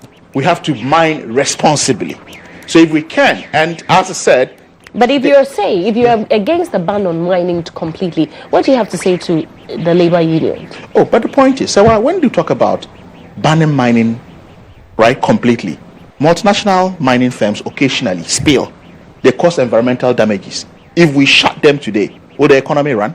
Or by that measure, if we shut them, or oil companies, where would we be as an economy? So what or where do would you any say economy? to labor unions then? Sorry? What do you say to labor unions? No, that's what I'm saying. That look, let's delink these issues, appreciate them, because the point is, some people come to the Galamsey fight anew, and they think that okay, what we were fighting 20 years ago, right, is still the same approach to be used. Which is why I kept hammering the point that it has moved from a livelihood issue to one of greed. And when it's greed, you haven't answered my question, right? Prof. So because labor union is threatening to go on strike. Yes. One of the major things that they are asking for is for a complete ban on mining. No, I don't agree with them. That one I must be emphatic. As an expert working in the field, it doesn't work that way as a solution. So what do you say to them? To hold on, give government time? That's why we have multifaceted stakeholders coming in. If they come in and we're all joy-joying, we make them understand that, okay, well, a total ban, you may have a legitimate point, but that will not offer the solution. So what do you say to labor union then, as an expert? Is to propose responsible initiatives as to how to go about it. Okay. Now, enforcing that it is indeed the sole reserve of only Ghanaians. No foreign nationals can come in. We can't mine in our water bodies regardless of whatsoever. So this bootstrap military people, what this guy said, you are sending in another way. Yeah, you are sending in to fight those people. You should rather use them to protect our water bodies. Put the Navy out there and all of that to make their patrols and ensure that we protect the water bodies. And make sure that people have the right license to be equipped. Decentralize the licensing regime, right, to every nook and cranny of these mining communities, such that the process become very seamless, to enhance that process for the right to be done, such that people will not engage in illegal activities. I've seen the whole idea of people are calling for it from a legitimate perspective, but the fact that labor unions are calling for it does not mean that is the right solution to it. Okay. As I gave you classic examples, if we say because there's oil spill, we should stop all oil activities or ban oil activities in the country, then where would we be? Okay. Right. Enforcement is the issue here. Engagement is the issue. Okay. So slowly when the dust settled, the prof seems to be repeating what I've been saying. He's saying a lot of the things that I started saying from the beginning. Thank you very much. Self-credit. What do you also say to labor? What do you also say to labor? For me, I said from the beginning, one, they shouldn't be here on the streets in Accra. They should go into the thing. Two, this thing about banning, it won't work for us. It won't work. Yeah. They shouldn't do that. They should take a different approach. Yeah. They have good reason to do what they're doing. I hurt because they should have been around 25 years ago, 20 years ago, 15 years ago. They should have been around this vociferously. That's another matter. But what they're saying, they should amend their approach so that it is realistic. This mining ban, it affects laborers. People are, when I talked about the teachers, some of the teachers, they're involved in the illegal mining. People should be truthful and realistic and honest, and we'll get a solution to this matter. All right. I'm telling you. Thank you very much. And depoliticize, partisanize, stop these people from doing what they're doing. So now you agree Thank with you. the Nana political Fredia but partisan. You're not bringing is a board partisan. chair for the National Theatre and also a member of the NPP's communications team. Not today. Next week. Next week. We will, God willing. For any of the Ifwa Sutherland plays. No, what's on the calendar? Oh, there's a lot. Professor Sharif Khalid is a member of the NDC's Economic and Finance Committee. Thank you, gentlemen, for coming. Stay with us after the break. There's more.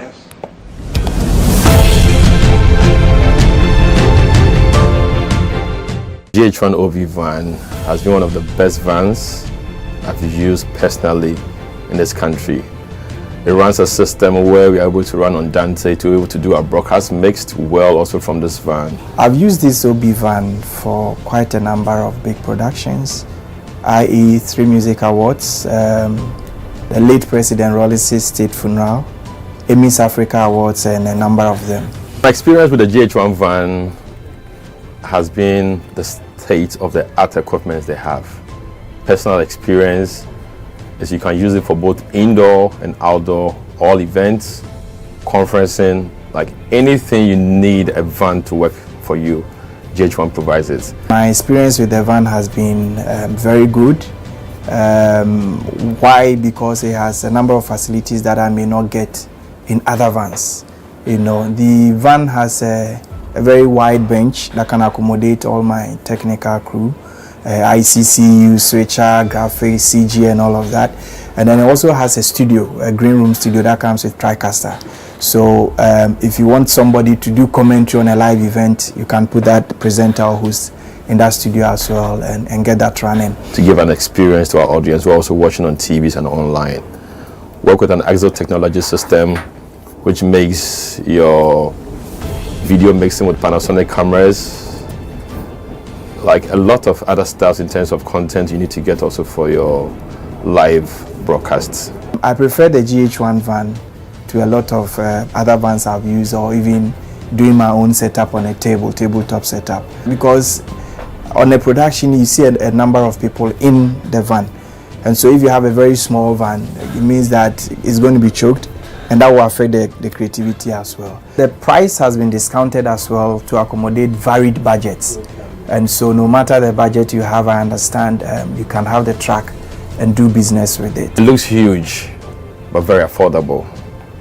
Cost is really affordable. My experience with this EMI awards last year, super excellent. Try it, call them, and I'm going to give you the best of price. Really affordable.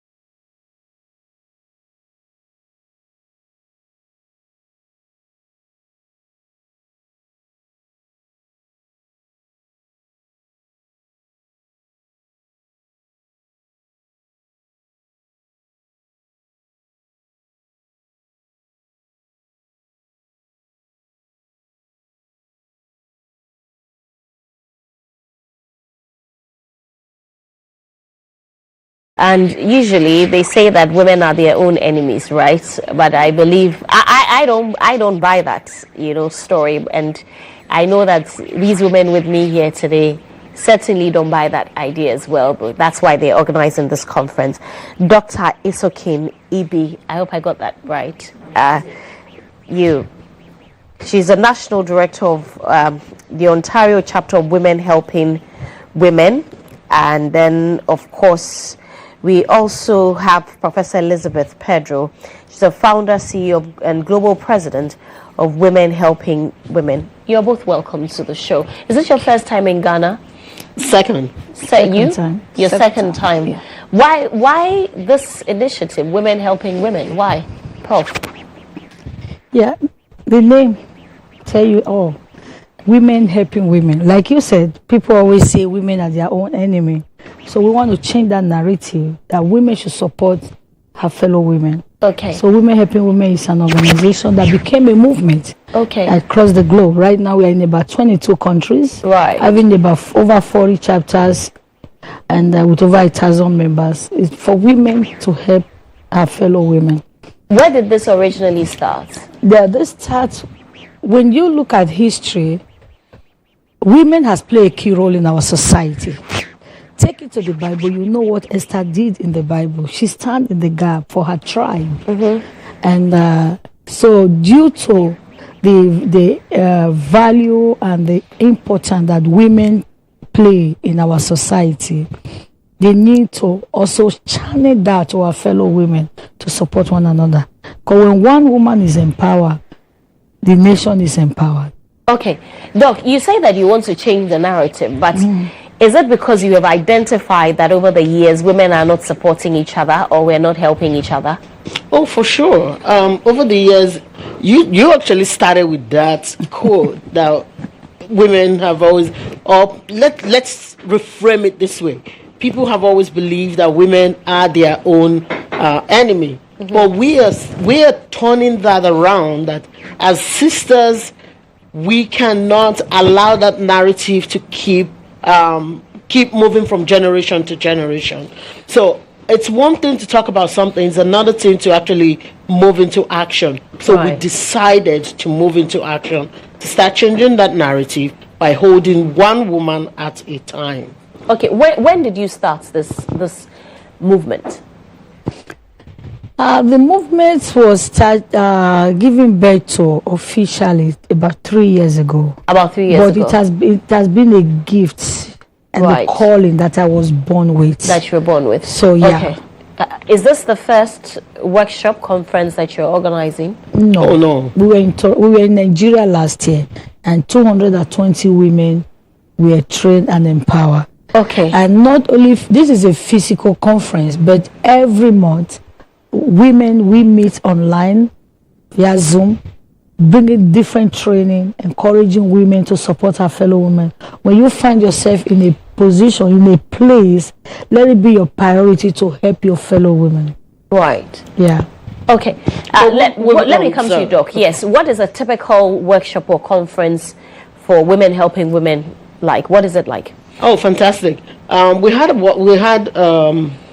We had a conference this year in Toronto, Canada, and that was April this year, where we had two-day conference as well. And then at the last day, we had the gala and recognition award for women that have been outstanding in their different endeavors. So our workshops will normally start with guest speakers, then we have trainings where we talk about from health and wellness to parenting to entrepreneurship. So we just do all the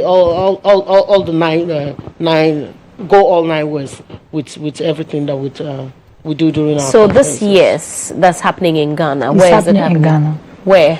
It's happening at Kaneshi First Junction. Kaneshi First Junction. That's the building. Is this evangelical ministry there? That's the building we are using today and tomorrow. Okay, it starts today. It's starting this morning. This morning, yes, today, from 10 to 5 p.m. Okay. So 100 women will be trained with different skills acquisition. They got to make the choices of the type of skill. So we're having about 8 to 9 different skills for them. What are the 8 to 9? We have a beaded. Some will be learning how to make beaded slippers, and some will be learning how to make 3 type of soap.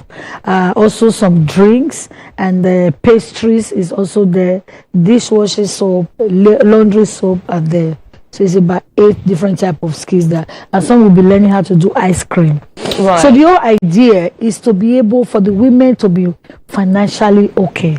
Right. When women are economically balanced, they drive growth in the society. Right. So women helping women for Sustainable Tomorrow Foundation.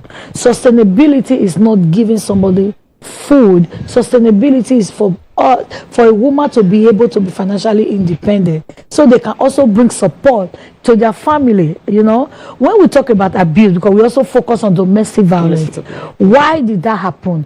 I can show you that there is no man that want to go to altar with the mind or the intention of abusing the woman, but situation can lead to that. When the man is the breadwinner of the family and the wife is the full-time housewife who believes that she belongs to kitchen, so there is no support from the wife, right? So by the time the man is out of job or having some challenges with his finances, now his ego will be altered. When men ego are altered, they become so furious, and that can lead to abuse. So we also have that session coming up on Thursday.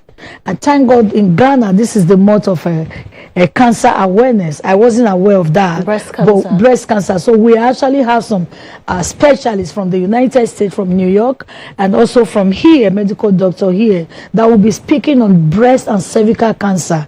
How to actually do self-assessment, preventative measure that they can use to prevent that. So that's what we are doing. Now somebody will be speaking on domestic violence, and as you talk, mental health is another thing that we are doing. But the theme for this event is restoring the lost dignity of womanhood.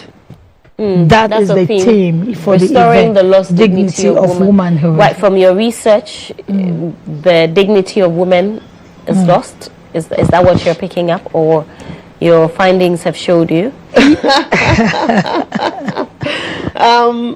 In every area and every aspect of womanhood, you'll find that there have always been limitations.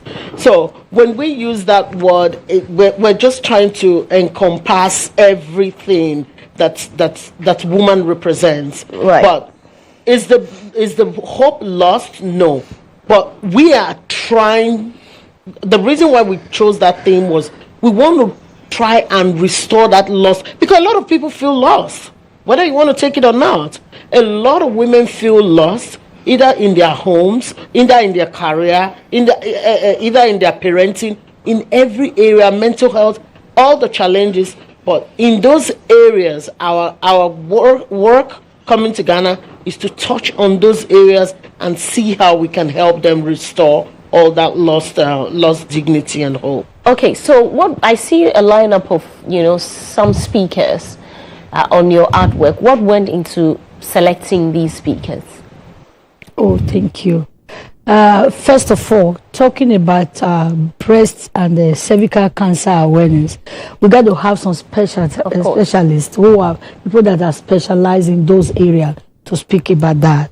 Talking about restoring the lost dignity of womanhood, that was actually a revelation that was given to me. And say, go and restore the lost dignity of womanhood. How have the women lost their dignity? You know that when woman is financially buoyant, they are be given voice, and they have their integrity will be high. Or I will say, self-identity. Yeah. So when a woman is not financially independent, poverty, I will just use that word, poverty. A woman that is not able, that is unable to afford a square meal a day, don't tell me that woman have not lost dignity. right? So the speakers we are having on board, we have speakers from the United States, we have speakers from Nigeria, we have speakers from Accra here, Ghana. So to touch on those areas, we actually look at people that are specialized to speak on those areas, so that, for example, like women on ground, some of our speakers, they are on ground, so they get to understand what is happening here in Ghana. They get to understand the needs of the people. So we don't just come here by ourselves to do the job. We're actually working with people on ground. We have somebody like Queen Mother Evelyn Coty on ground here. We have somebody like Edna on ground that have really been working with us to make sure that we bring this to Ghana. And I appreciate them, because it's not easy to actually see something good and you say, oh, my people, we need this. So that is what it is, and we're able to connect with them. And this is not just going to be the end, but again, on the last day, which is on the 9th of September, during the conference, these 100 women will be given a certificate of participation, and they will be given financial support for a startup business. Right. On different skills that they have learned. Okay. And there will be a monitoring and evaluation later to see how well it impact the people. Because when we did it in Nigeria, we actually give money to 220 women for startup businesses. Wow. By the time we did our research, we found out that we actually impact over 1,000 lives, because a woman that is a mother with 4, 5, 6, 7 kids and their husband, that is times 220. It was over 1,000. So now we are picking 100 women according to our list. When we did our research, the list is a woman that is having 4 kids. The highest is having 8 kids. So a woman with 8 children with the husband and herself, that's a family of 10. Right. So now we are imparting more life here by doing this. Okay. How do people get to be a part of this, Doc? We've been doing our research and have the team. So the team have been going to different areas. We did a lot of advertisements, both online and offline, and women were selected based on their needs and not based on, do I know you? Are you my friend? Are you related to me? No, we specifically indicated that we needed women who truly needs this support and needs the help at this time. So that's what our team did. They went out, they evaluated the women, touched on different topics. What do they do? Are they married? What's their situations like? And that was how we came about getting the 100 women. So you already have the list. We have the list of women, because we had to do that on right. But we still left some space. Okay. So when we came, we went on air and also did advertisement, and a lot of calls also came in. So as it stands, no new person can join? No, because right now we have 116 as of yesterday. Right. And the registration check-in starts this morning at 9 a.m. Right. So the people must be at the venue right now. The registration is going on. Okay. So Thank you very we need much. to do some assessment to see who is qualified. Right. We are looking for that woman who got no job, who believe that she's a full-time housewife, she have nothing to bring to the table or to offer. We are looking for that woman, either single or married, between the age of 18 to about 50. Okay. A little bit more than 50 is acceptable. Okay. Yeah. Thank you very much for coming on the show, and congratulations on bringing this to Ghana. Dr. Isokin Ibi. I hope I got the name right. You did an amazing job. She's a national director of the Ontario chapter of Women Helping Women. And Professor Elizabeth Pedro is the founder, CEO, and global president of Women Helping Women. And the program starts this morning, and my co-host Lantam Papanko is a host, by the way. Congratulations once again. Stay with us. After the break, there's more.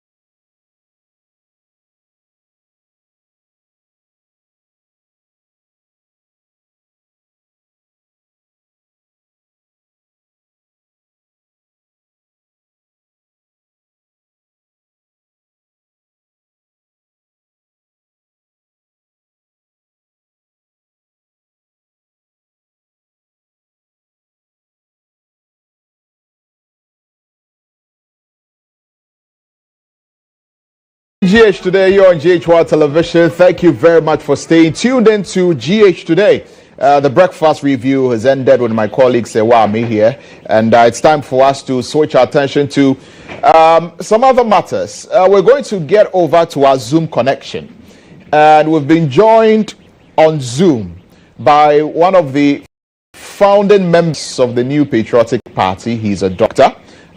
He's an author as well. And we're excited that he's joined us via Zoom, taking time out of his schedule to join us this morning. And my guest, ladies and gentlemen, as you can see on your screen, is Dr. Arthur Kennedy. Doc, good morning. Good morning to you, my friend, and good morning to your viewers. Thank you very much for joining us today here on GHOne television. I hope you're doing well. I am doing well by God's grace. That's good to know. And I noticed that you've put up a piece, or you've written something about the Galamsey fight, talking about the fact that the Galamsey problem has reached a crisis level. And you go on further to talk about protesters that have been arrested. You go on, to talk about the fact that it is more important for the authorities to focus on dealing with those who are turning our water bodies into chocolate drink, rather than going after protesters who are protesting against illegal mining. What was your thought pattern even before you came up with this piece? I just really want to understand where you were coming from with this. Let's start from there. Galamsey has always been on my heart. I think that even greater than a threat to our democracy, it is an existential threat to our country. And I tell people that when the president said that he was prepared to put his presidency on the line, I was so excited. I called a journalist friend of mine in Accra who had always doubted the provenance of the president. And I said, this is the Nanadu we're all excited for, blah, blah, blah. And he said, Atake, Nanadu will do nothing. He has no balls to take on those in his party and his family who are doing this to the country. But to come back to the main issue, Galamsey is an existential threat, not because of even what it is doing to us directly. It is the opportunity cost. The idea that we are destroying cocoa farms, which means we'll lose revenue there. We will spend more money purifying water, which means we spend more there. We would lose timber. We will lose our pristine forest. And more to the point, we will break the bond and sacred obligation we owe to posterity, because we are living in our country as a borrowed resource that we should pass on to our children. I believe that President Akufo-Addo has lost his soul. He is not the Nanadu we all knew. And he lost his soul a long time ago, but we didn't know it. He sold his soul for the presidency. And looking at those who have been arrested, the young men and women who are protesting and others, and the idea that our law enforcement agencies are so eager to tell us about how they are blocking traffic, they are doing this. I think we have the wrong culprits in the dock. The real criminals are sitting at home sipping champagne while we are chasing those who are trying to do the right thing. Applying the logic of the law enforcement agencies now, they would have arrested the leaders of the Aborigines Rights Protection Society. They would have shot on the marches on 28 February 1948 and killed even more of them. They will have shot on the PMFJ demonstrators, including Nana Akufo-Addo, Komla Gbedema, and Afrifa, who were on the right side of history. They will have shot on the students of Ghana who marched in 83 that I led. In effect, we've gotten our priorities wrong. The people who should be in the dock are the Aisha Wongs, the Chinese who are destroying our environment, the Wun Tumis, Du says, what do they call it, K. Jamfuas, and even the politicians or the DCs who are getting concessions while our rivers get turned into milk. Those are the people who should be defendants, not the innocent people who are trying to do the right thing. Right, and Doc, if I can come in here, first of all, you said Nana Addo has lost his soul, and he has sold his soul for the presidency. Exactly why do you say that? What have you seen that is making you say that? Because one would argue that when he first of all said he was going to put his presidency on the line, he actually started doing certain things and put in place certain plans to try and deal with the canker, just that it has not been successful. So when you say that the president has sold his soul for the presidency, exactly, what do you mean in that regard? Because the Nana Akufo-Addo who is president is not the Nana Addo who joined the PMFG, who was a civil rights activist, who led Kumi Preku and sent people to their deaths in the streets because he believed that. Is not the Nana Addo who told me about the limits of power and the responsibility to help the masses. He is not the man who believed in free SHS. That is not the man who is president now. And I think that when he made that pronouncement on Galamsey, it was a temporary return of the genuine Nana Addo, and that Nana Addo disappeared quickly. And I'm pretty sure you've heard the president talk to France 24 about this Galamsey issue, talking about the fact that the protesters, which you say are innocent and should not be the focus, were engaged in acts of criminality and illegality when they were picked up by the police. And so he's not the courts. He is not the one to take them through the process. The laws of the country and the constitution as provided, will deal with them. Is there anything wrong with that? Because the police are providing evidence that these are individuals who are seen in various videos engaging in different acts of illegality. And so if the law is dealing with them, why should we be complaining about that? After all, not even all the protesters were arrested. It's some of them. Yeah, because what the president told the interviewer is a fundamental fallacy. The truth of the matter is that the judiciary has become an appendage of the presidency. Everybody knows that. That is how they collaborated in the stacking of Wyoming. That is how they have helped the president change the EC members. That is why Kandapa warned the country about one side winning too much. That is why President Mahama expressed no confidence in the judiciary and said the election must be won on the streets. If indeed the police were doing their job, and free to do their job, they will be arresting the Galamseyers. I mean, nobody says you shouldn't mine gold. China mines more gold than any other country on earth, and yet its waters are pristine and they are trying to make it pristine. They are not destroying their forest.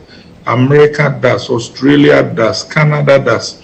So why is it that for the pittance of gold that we get, most of whose revenue go into private pockets, we must destroy everything, including our paternity to our posterity? So what the president said was fundamentally false, and everybody in Ghana knows that. Right. So there have been many calls for these protesters to be let go, but those who are prosecuting insist that, look, if you are going to protest, you need to protest in a very decorous manner without causing any distraction or causing any mayhem. And in fact, those who are protested after those who were initially arrested have done their protests in a very peaceful manner, and nobody has been arrested. So are we saying that because the protesters were demonstrating for a good cause, if about 50 or 53 of them are found by the police to have misconducted themselves, because we are fighting the larger menace of Galamsey, they should be let off the hook? Is that what we're saying? Yes, I'm just saying that I find it strange that somebody who has taken Galamsey equipment to a rural community and is digging the earth and polluting the rivers and causing pregnant women to drink mercury-contaminated water is walking around free, but the police sees the crime of the person protesting against that person. I see that it is strange that the GHOne and others were not prosecuted because according to Yasafuma, for prosecuting them will not benefit Ghana. I see it strange that people whose Galamsey equipment had dug tunnels under homes and toilets, and people have collapsed into those toilets and died, are walking around free, but we think those holding placards are so criminally minded that we must deal with them. I am just saying that the police have become an appendage of the criminal enterprise. You know, but when you listen to the president in his France 24 interview, he talks about the fact that it is not his responsibility to jail anybody, but it is the responsibility of the judicial system that we have. And so the courts have the free hand to operate according to the tenets of our constitution and as provided by the laws of this country. It is not his responsibility. I mean, the police on their own, you know, are supposed to follow the law. And this is what the president actually said. So he said he's not involved. He's allowing the rule of law and everything to work. Is that not a good thing? Yeah. The president always allows the rule of law to work when it is in his favor. You know, Parliament passes a law that he's supposed to sign, and all of a sudden, you know, the people start filing strange motions in the courts. You know, the president is allowing the police to work, but when what do they call it? Foot soldiers of the party stormed the court in Kumasi in his first term to intimidate judges. Strangely, the police didn't see that anything was happening. I mean, the idea that the police is just doing its job, everybody knows is fiction. This police service is politicized, and everybody knows. So you agree with the protesters who are calling for the other protesters who are arrested to be freed? You essentially agree with them. Do you expect that the AG's department, who you are told by the police is prosecuting this case, to, for example, file a nolle prosequi against them? Would you call for that? Yes, they should. And actually, the AG's department is so political, it is actually not even funny. You know, they should be released, and not just released, but carry shoulder high traits. They are working in the foot of Nkrumah, who was a prison graduate. They are working in the foot of all those who have protested the debasement of our constitution and our resources and been harassed by the police on behalf of our criminal enterprise, which is ruling us and calling itself a government. Those protesters don't belong in jail. Now, I mean, let's talk about the fight against Galamsey. Of course, you allude to the fact that it's been abysmal and the president has not done very well. Recently, he set up a 5-member committee headed by the minister responsible for national security, you know, to look into the fight against Galamsey. A few other steps were taken. They met organized labor, you know, among other things. And so, I mean, they would say that they've not given up on the Galamsey fight, and they're actually still taking steps to try and deal with the menace. I mean, that's a step in the right direction, isn't it? Yeah, it is. But the president for the last 7 years has been on the side of Galamsey. He sacked perhaps his only minister who was serious about the fight, Professor Frimpong Boateng. And, you know, he has been the clearing agent for Wontumi and others who are clearly carrying out Galamsey, whether they have licenses and are exceeding the limits of the license or not. I think this president has been drag kicking and screaming to the things that he's doing, and I think that the protesters should trust and verify. All what the president is interested in is doing political pyrogenics so that his party can get through the election positively. And the lie to what he is trying to do is the fact that even while he's talking to TUC, his government is still granting Galamsey licenses. And we know that because it's been reported over the weekend. So I think that the protesters should stick to their guns. I urge more people to join them. This issue matters more than our election, and we should keep the pressure on so that the right things are done. In my view, neither the MPP nor the NDC is serious about fixing Galamsey. And they cannot fix it. And on that score, when you look at some of the comments that have been made by people like Dr. Ayiwe Friye, who says Galamsey, will not be stopped. You talk about Kijimfua, who is a women's organizer, who, says, we should postpone the Galamsey fight until after the elections. People like the Deputy Railways Minister, Honorable Boateng, who also, passes certain comments in that regard. When you hear, comments like this, and you see what is happening currently with regard to all the numerous calls for us to deal with this Galamsey menace head on, what runs through your mind? Yeah, what runs through my mind is that neither the MPP nor the NDC can fix Galamsey on their own. The reason is that Galamsey has become the third rail of Ghana's politics. The politicians get money from Galamsey. They get votes from Galamsey areas. They are afraid of losing power. So none of them will do anything to offend the Galamseyers, regardless of how much destruction they cause to our country. The only way this thing can be solved is by a bipartisan effort. That will mean that no party can blame the other for solving the Galamsey. Otherwise, it will not get solved.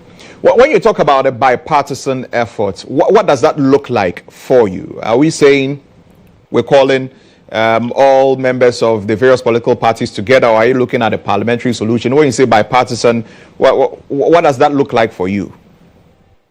What that looks like for me is that I think that it should be an effort led by someone like the Asantehene, with the speaker, representatives of both major political parties, candidates for this election, both parliamentary leaders, the people on the streets like TUC and others who have shown a genuine concern for that, with people like Frimpong Boateng and Solomon also as technical consultants. I think that the outlines of a deal are clear. We should impose a ban on Galamsey for 1 to 5 years while we sort out what is happening as regards legal small-scale mining versus illegal mining versus who is exceeding their thing versus the philosophy of whether we should allow anybody to even go into our forest versus the question of whether mining should only be led to the government and whether we should focus on expanding our concessions from foreign mining companies. During that 1 year, we should clarify all these issues. All those with legitimate licenses who think they have a claim on government should go to court. And then we should, of course, have security services involved too. I think the security services have been compromised. They are at the Galamsey side. The idea of saying we're sending the army and the police is based on misinformation. They are already there. They are there on the side of the Galamseyers. Ban all the weapons being carried by Galamseyers and then allow the forests and the rivers to recover. And then look as a nation at opportunity cost, how much we are losing in terms of cocoa exports, how much we are losing in terms of our forest reserves, how much we are losing in terms of timber, how much extra we are spending in purifying water. Then we can go forward. The sad thing is that all this amount of Galamsey that has gone on has only made fortunes for private people. And that leads to my central thesis that our governance has degenerated into a groups of criminal cabals contesting for power with the purpose of siphoning public resources into private hands for the benefit of private. That is the way forward as far as I'm concerned. And in light of these suggestions that you're making about how we deal with it, we have organized labor threatening to go on strike on the 10th of this month if the government doesn't declare state of emergency, withdraw the LI, which allows people to mine in forest reserves, and really come to the table for us to map out proper strategies to deal with it. We know that governments met them, and the president, in meeting them, or some of them at least, says that he needs more time, among other things. What would be your call to organized labor, in this regard? To continue the planned strikes till they see results. So the suggestions I've made and what the organized labor people are demanding are actually not inconsistent. The president can declare the state of emergency, withdraw the LI, put together the group that I've talked about under the chairmanship of Asantine, who's already been drafted to solve problems like GHOne and others, call the Speaker of Parliament, who I know is very eager to help solve the problem, majority and minority leader, representatives of the two major presidential candidates.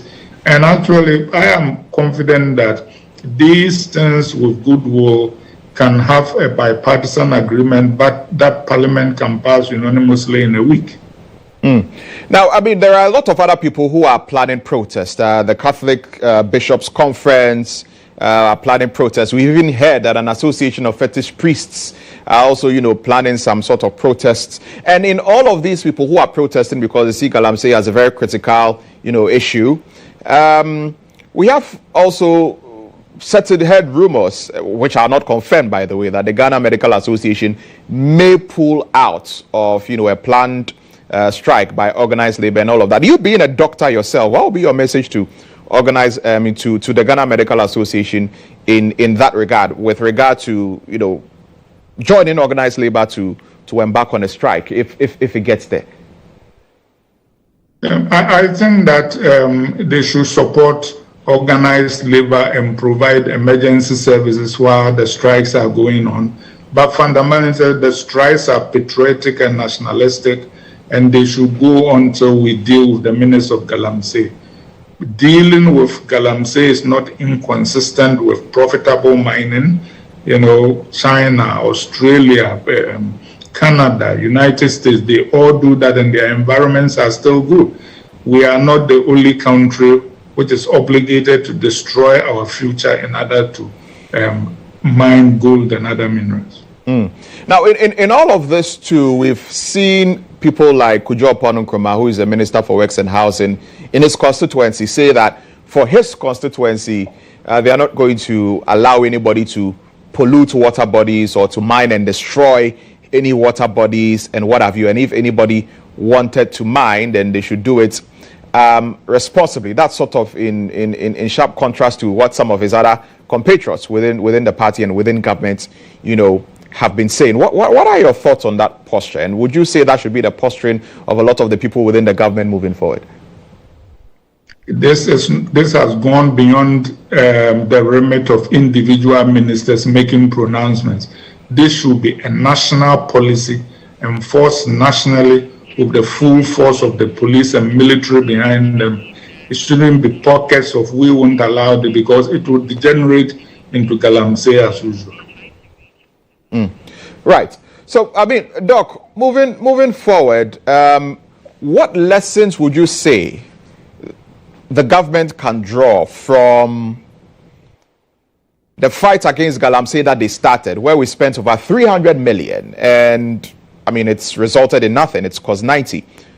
Putting a moratorium, Operation Vanguard, Operation Galamstop, procuring drones, interministerial committee, alternative source of livelihood, community mining, training people at UMAT. All of these things were done, and a lot of money was spent on it.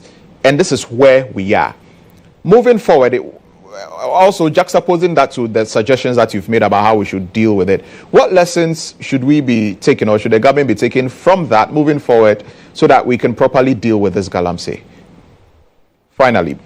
Well, the lesson we should take going forward is that just announcing policies and talking does not solve problems. All those things you talked about, Galamstop and all those things, were good tools in the arsenal. But the fact of the matter is that the president's heart and his mind and his spirit was not in the fight.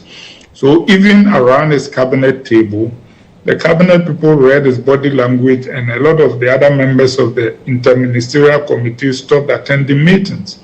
And that is the first lesson. So first, when we say we're doing these things, our hearts must be in it. I think we've made a habit of, whenever there is a problem, we set up committees, we form new bodies. I, for example, predicted that the Office of Special Prosecutor will not make any difference in our fight against corruption, because If any president was serious, a good attorney general would do exactly what the OSP was supposed to do. Having said that, the other thing is that I think our institutions look too much to the presidency for guidance. The police and the army and all those other people, they swear an oath to the Constitution. I think they mistake their oath of loyalty as loyalty to a president, even if he's leading us over the cliff. The army could have done something about Galamsey looking at the Constitution. After all, when some people at Ashama misbehaved, the military on their own went there to give them a lesson. Why couldn't they go into the place to give Galamseyers a lesson? The police know what the Constitution says, and they know who is a lawbreaker and who isn't. And the president himself says that the police do their work without his interference. Let them show that by dealing with the real criminals. And while we are at it, instead of just talking about Galamsey, we can also deal with the eternal problem of land guards. Why is it that something like this has gone on for decades and we can deal with it? Very well, Dr. Arthur Kennedy, I'm grateful that you've spoken to us here on GH today. We're really grateful. I thank you for the opportunity, and good luck to all the protesters. You are doing God's work here on earth. Thank you very much. Dr. Arthur Kennedy there, he is a founding member of the New Patriotic Party. He's a doctor as well, and he's been speaking to us, sharing his thoughts with us about the Galamsey fight and what needs to be done in order to properly deal with the Galamsey menace that we are continually talking about here in this country. But we have some breaking news coming from our courts.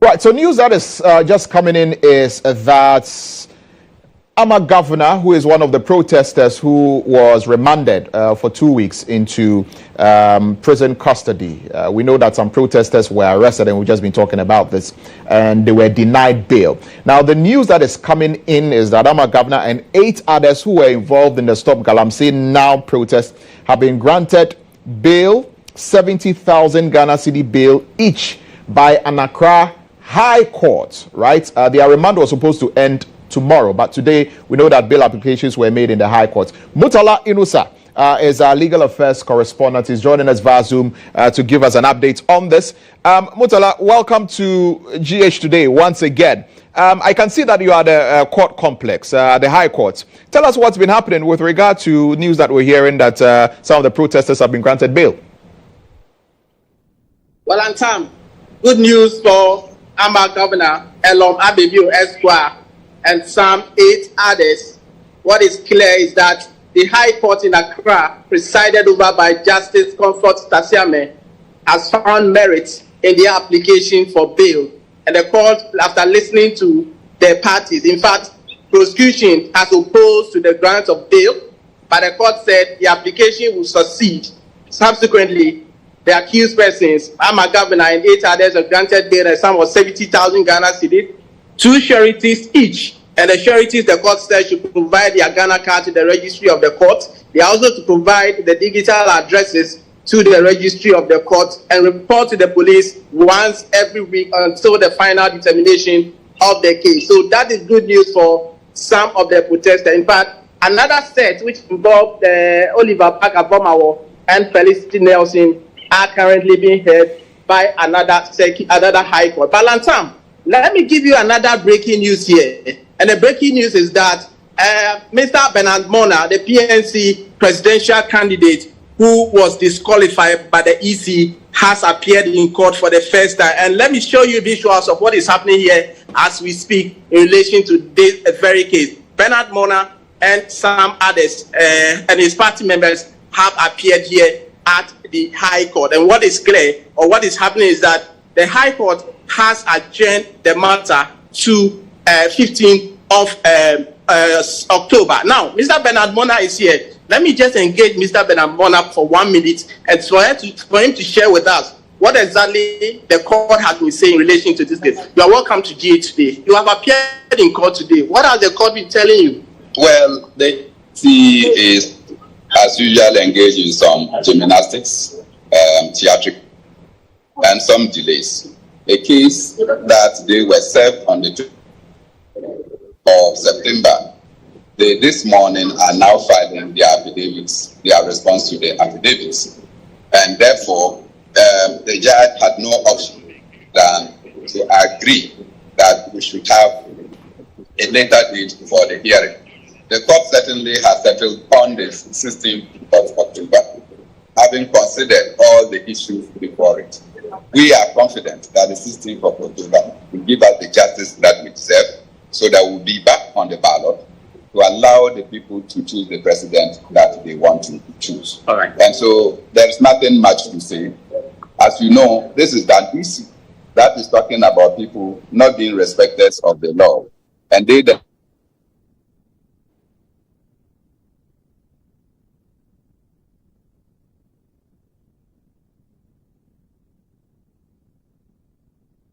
Right, so that is our court correspondent, or our legal affairs correspondent, Murtala Inusa there, bringing us those updates. Unfortunately, the connection became a bit shaky, but the news is that Ama Governor and some 8 others have been granted bail with 2 sureties to a tune of 70,000 Ghana cedis, and others, including Oliver Baka, Vomawe, and Felicity Nelson's bail application hearing are also currently ongoing at the court. So when we have an update on that, you can be sure that we'll bring that to you here on GH1 television. Of course, you also saw that Murtala Inusa was speaking to Bernard Mona, who is presidential candidate for the PNC. We know that he was disqualified by the Electoral Commission from appearing on the ballot paper, and he's decided to go to court on that. And so this is the first appearance in court as far as that particular case is concerned. And well, that will do it for our news alerts this morning.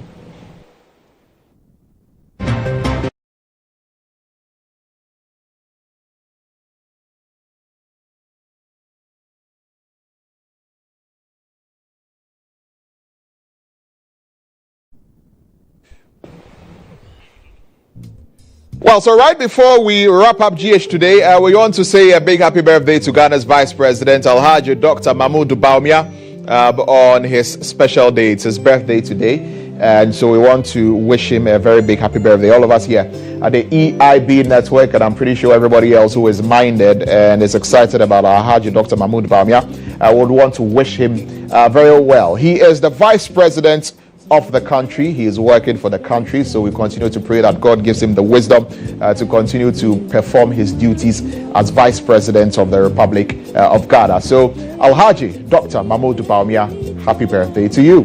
And on that note, we're wrapping up GH today here on GH1 television. Thank you very much for watching. We'll be back again tomorrow to bring you another edition of the show. I've done this with my co-host Serwaa, Amihere. My name is Lantam. GHOne OV van has been one of the best vans I've used personally in this country. It runs a system where we are able to run on Dante to be able to do our broadcast mixed well also from this van. I've used this OB van for quite a number of big productions, i.e. 3 music awards, the late President Rollis' state funeral, Emmys Africa Awards, and a number of them. My experience with the GHOne van has been the state of the art equipment they have. Personal experience is you can use it for both indoor and outdoor, all events, conferencing, like anything you need a van to work for you, GHOne provides it. My experience with the van has been very good. Why? Because it has a number of facilities that I may not get in other vans. You know, the van has a very wide bench that can accommodate all my technical crew, ICCU, switcher, graphics, CG, and all of that. And then it also has a studio, a green room studio that comes with TriCaster.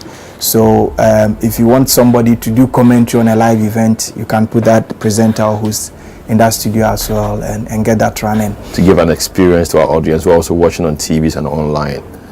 Work with an Exo technology system which makes your video mixing with Panasonic cameras, like a lot of other stuff in terms of content you need to get also for your live broadcasts. I prefer the GHOne van to a lot of other vans I've used, or even doing my own setup on a tabletop setup, because on a production you see a number of people in the van, and so if you have a very small van, it means that it's going to be choked, and that will affect the creativity as well. The price has been discounted as well to accommodate varied budgets, and so no matter the budget you have, I understand you can have the truck and do business with it. It looks huge but very affordable. Cost is really affordable. My experience with it, EMI Awards last year, super excellent. Try it, call them, and I'm going to give you the best of price. Really affordable.